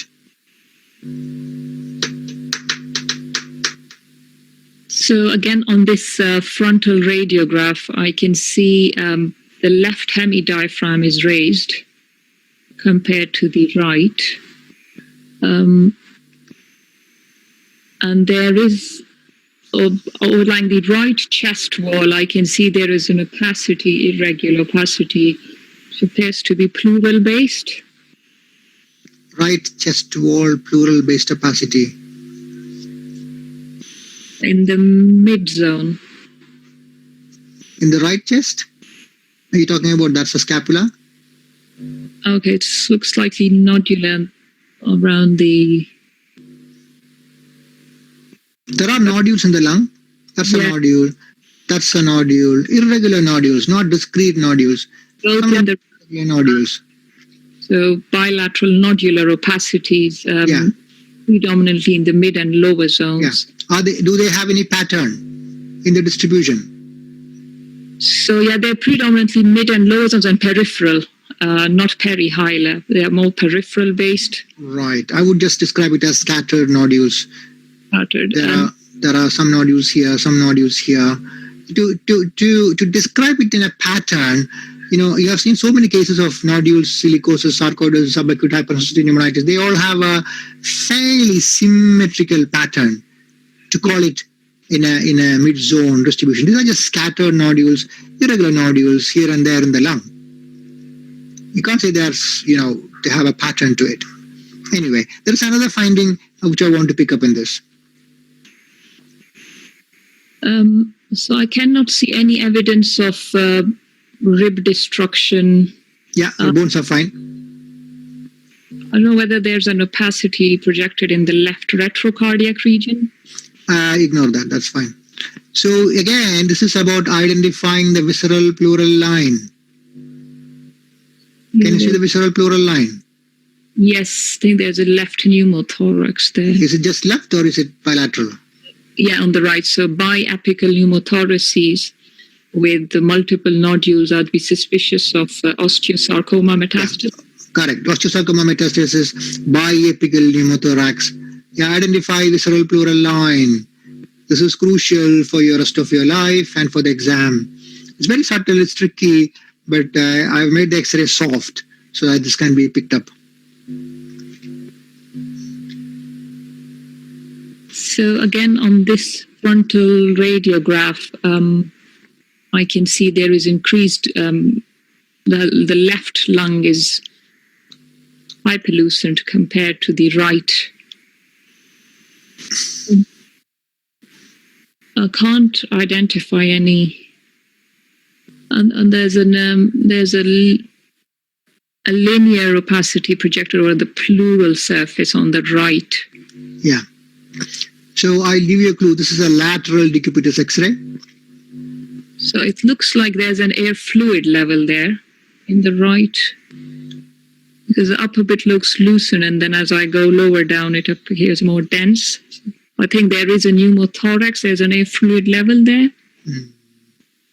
Air fluid level is pneumothorax, or what do you say air fluid level in pleural space? What's it? But air fluid level. The term is hydropneumothorax. Hydropneumothorax, yeah. The term is hydropneumothorax. There's no hydropneumothorax. This is a lateral decubitus X-ray showing straight effusion. Okay. I don't know where you see the hydropneumothorax. I'll give you the PA view first. This should have been usually first. Do you want to comment on? It's tricky. It's not easy. But if you have seen and diagnosed one of these, then that will be there in your mind. What do you think about the right dome of diaphragm? So the right dome of diaphragm is distant medially, but partially obscured laterally. And it's... So when you see a dome of diaphragm, where is the usual peak? Is that in the middle? Is that in the medial part? Is that in the lateral part? The peak of the diaphragm? In the middle. The middle. And what's happening to the right side? Is that in the middle or is that it's kind more, of off? More lateral. Yeah. So that's actually a laterally peaking right dome of diaphragm. So that can happen if there is subpulmonic effusion. Okay. So the previous X-ray, if there is subpulmonic effusion, the dome will be elevated and look for a lateral peaking diaphragm. Okay. Yeah? And then nowadays we don't do lateral decubitus X-ray. The previous X-ray was a lateral decubitus to diagnose subpulmonic effusion. Nowadays, what do we do if you want to diagnose subpulmonic effusion? We do a CT. Really? Well, Too much radiation. We could do an ultrasound.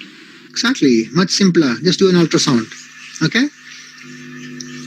So elevated domes of diaphragm, above the causes are above diaphragm, anything that can cause collapse, phrenic neuropathy, splinting of diaphragm, hemiplegia, chronic pleural disease, subpulmonic effusion, diaphragmatic causes, eventration or diaphragmatic rupture, below diaphragm, pancreatitis, distended stomach, subphrenic abscess and mass. Next case.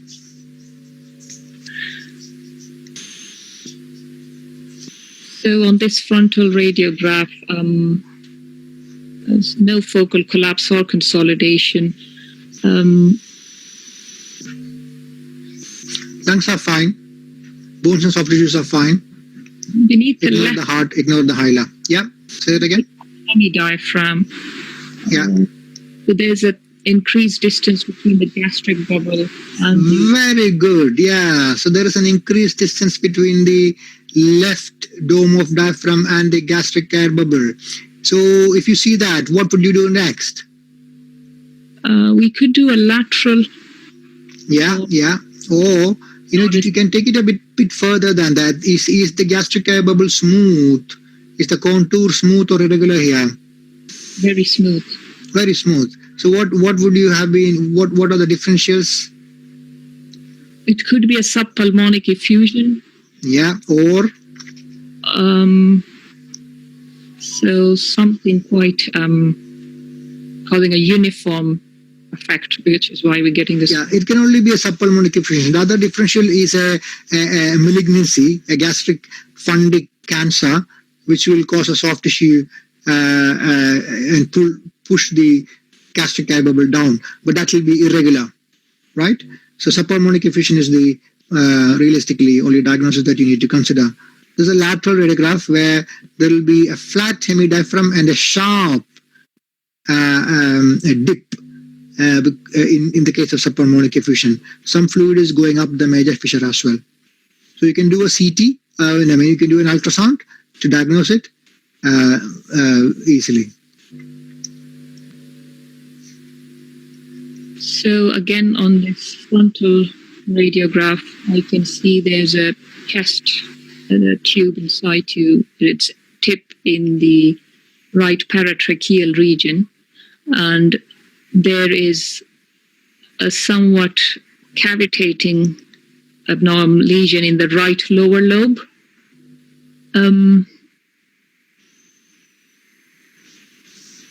So I'm thinking it looks like the chest drain's been misplaced because points not where the cavitating lesion is.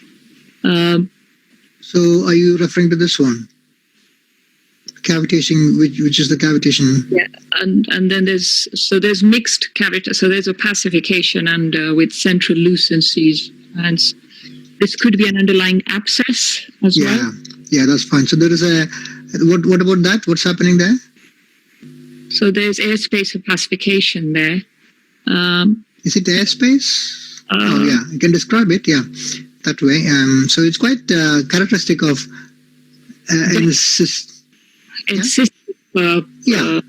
loculated effusion where? So encystic loculated effusion between the fissures. In the fissure. Yeah. In the fissure. Yeah. Yeah. Fissure is a structure between the different segments of the lung. So you don't have to say between the fissures, in the fissure, in the major fissure. Yeah, so okay. It's plural in the fissure, yeah. Yeah, and there is consolidation, and there is probably air fluid level. When you see a horizontal level, always think of air fluid level, okay? So quite a lot of stuff going on in this patient. It's most probably infection. It can be trauma as well, but you rightly said it's most probably infection. So there is probably an empyema here, and chest tubes placed to drain them. The lateral X-ray showing air fluid level. Okay, it's empyema. Yeah. Next one. So on this frontal chest radiograph, I can see that there's again a chest drain in situ with its tip adjacent to the right heart border, and the right hemithorax is expanded. There's no mediastinal shift that I can see, but compared to the left. Very good, very good. Whenever you see increased density of one hemithorax, we have learned today that the next thing to look at is for looking at mediastinal shift. So there is no mediastinal shift. So what are the differentials? And again, I can see there's a airspace classification with central lucency, so a right upper lobe as an abscess in the lung. And so there's an abscess in the right upper lobe, And there's a chest drain, which the tip of which is not placed within the abscess. And then there's some subcutaneous emphysema in the right Very chest. good. Yeah. Iatrogenic because of the chest drain. Anyway, I don't think we can appreciate any air fluid level in this case. It's only this consolidation in the extensive consolidation in the right lung. The large cavitating lesion, because I can see. There's no cavity there. No, there's no cavity. I don't know which one are you referring to. Yeah. Or is it an insisted, because it's quite dense in the middle, and then I see lucency above it. Okay, which one are you referring to? That one? No, if you come This down. one? Yes, there. So this bit's No, that's not the cavity. The density of that is very similar to the density on the other side. It's not, to call it a cavity should be a lot more lucent, and you should be able to define the walls of the cavity. Okay, just because you see a little lucency in an area of consolidation does not mean it is cavitated. It should have the walls defined. If you remember the cavities that were shown today, it will have the walls completely defined. Just because a little lucency is seen in the consolidation, they're not mathematical formulas. Lung can get consolidated a little bit non-uniformly, and some loosened area may mean that that part of lung is a little less involved. To call it a cavity, you should be able to define the walls of the cavity. Okay? Yeah. So I don't know whether Yeah. a density adjacent to the right heart border in the middle, or whether that's a collection within the fissure again, because. You mean that? Yeah. Yeah. Well, I would have expected a much more smooth margin for that, for that to be called a minor fissure effusion. But that's fine. I mean, if you think in terms within that consolidation, within that extensive consolidation in the right lung, can there be a loculated effusion in the minor fissure? That's not a thought that can be considered too unreasonable. But there is something else that will clinch the diagnosis in this X-ray. So what's the diagnosis? What's happening? What is this? You did look at the surgical emphysema. What is this? I don't know. So whether this is a foreign, no, it doesn't look like it. I've never seen something like that before. Yeah, so it's a bullet. So that's a bullet that has gone through the lung. So all this is lung contusion. Okay. And that is bullet stuck in the exit wound. Okay. Okay. So look for things outside the chest, corners of the radiographs. Yeah, things in the abdomen. So that's what FRCR 2B is about. This is a simple, straightforward case of loculated effusion in which fissure? In the horizontal fissure. In the horizontal fissure. Good. Again, we've got a right-sided hydropneumothorax, because we've got an air fluid level and with a straight margin. And there's no tracheal shift. The right heart is obscured, and the left lung is clear. My other differential I'd also consider is there's a large unilateral, but then I can't see any. Your voice is really muffled. I can't hear you. So I can see an air fluid level on the right. Yeah. Which appears to be like a hydropneumothorax on the right side. There's no shift, no mediastinal shift. The left lung is unremarkable. I cannot see any rib abnormalities there. Right. There is quite a lot more to it, more to what you have said in this X-ray.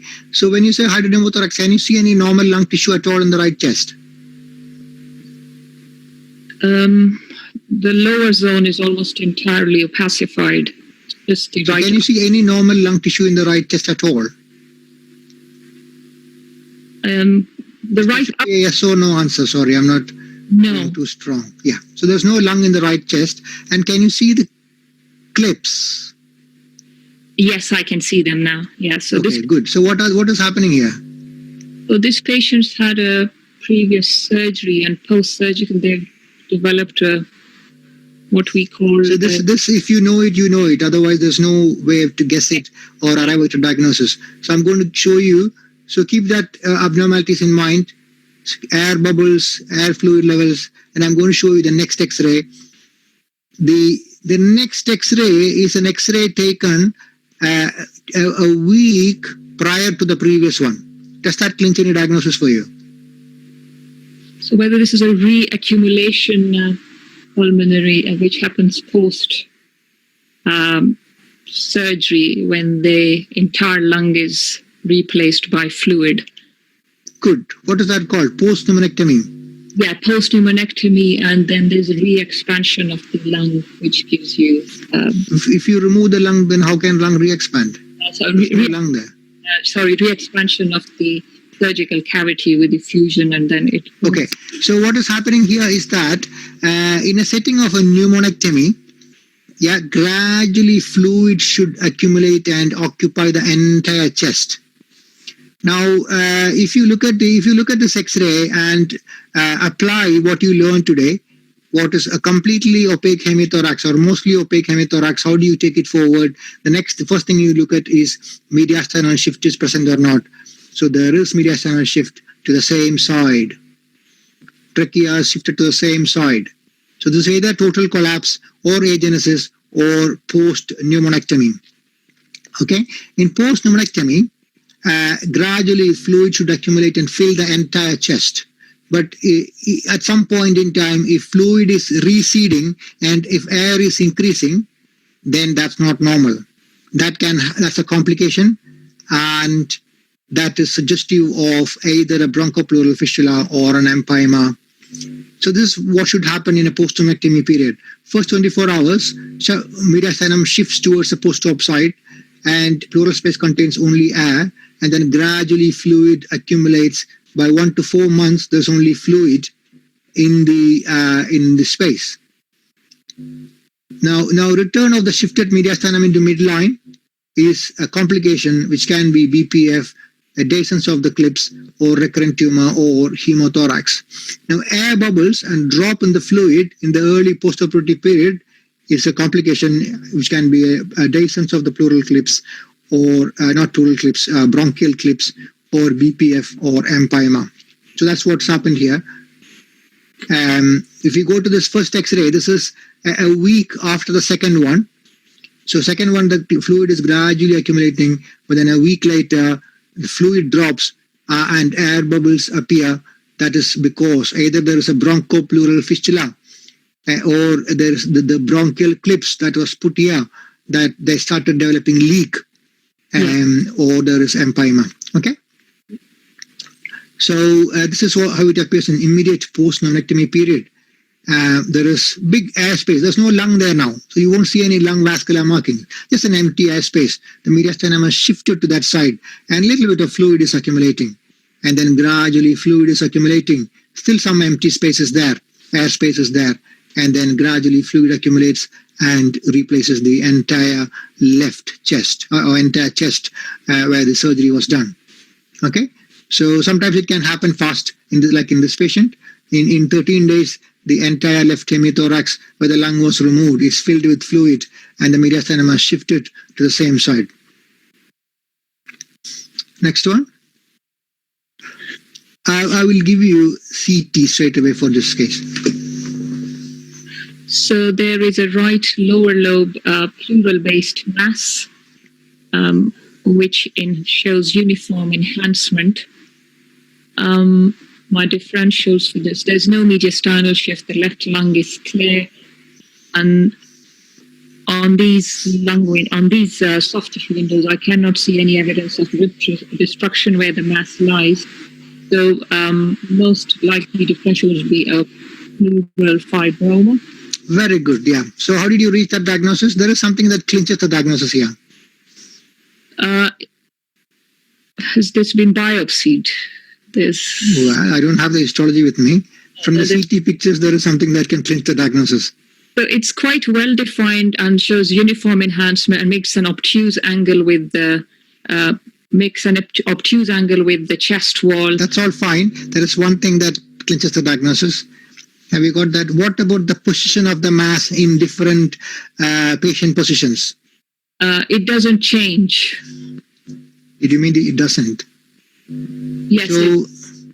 So here, when the patient is decubitus, the mass has shifted to anterior or posterior? The mass is which posterior chest or anterior chest in the supine position? So in the supine, it is posterior, but in the decubitus, it's gone anterior.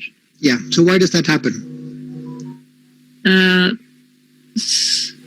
Whether it's peduncle, no, it doesn't look pedunculated. It is pedunculated. Not that you can't see the peduncle.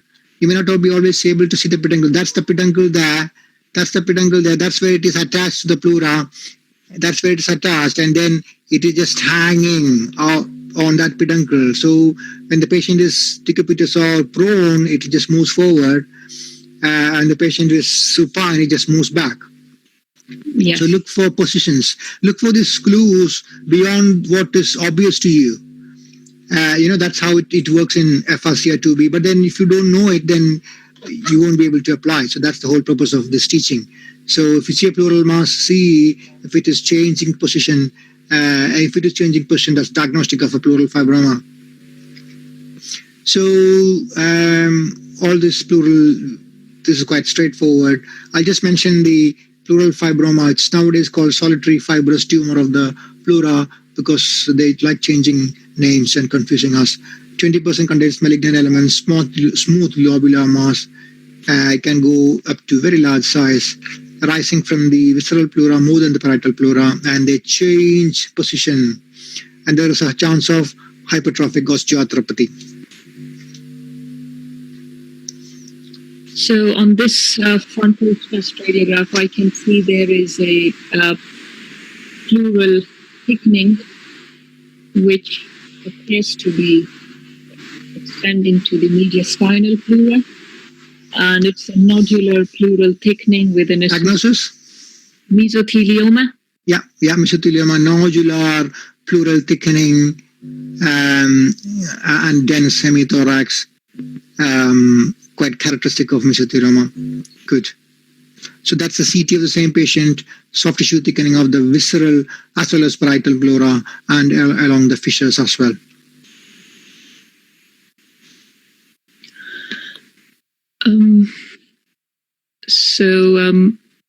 There's a left-sided pleural, so there's a unilateral pleural effusion and what I take to be extensive pleural plaques. It is extensive pleural plaques. Somebody was looking at a calcified fibrothorax and confusing it with pleural plaques. This is how pleural plaques look like.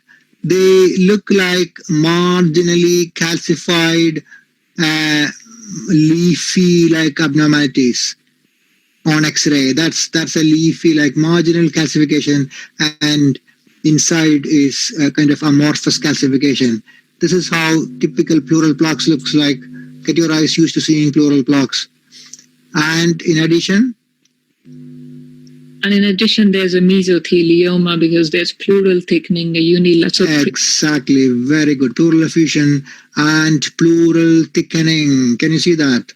Yes. Very good. So that's asbestos exposure leading to mesothelioma. So you can see CT pleural plaques and you can see nodular soft tissue thickening.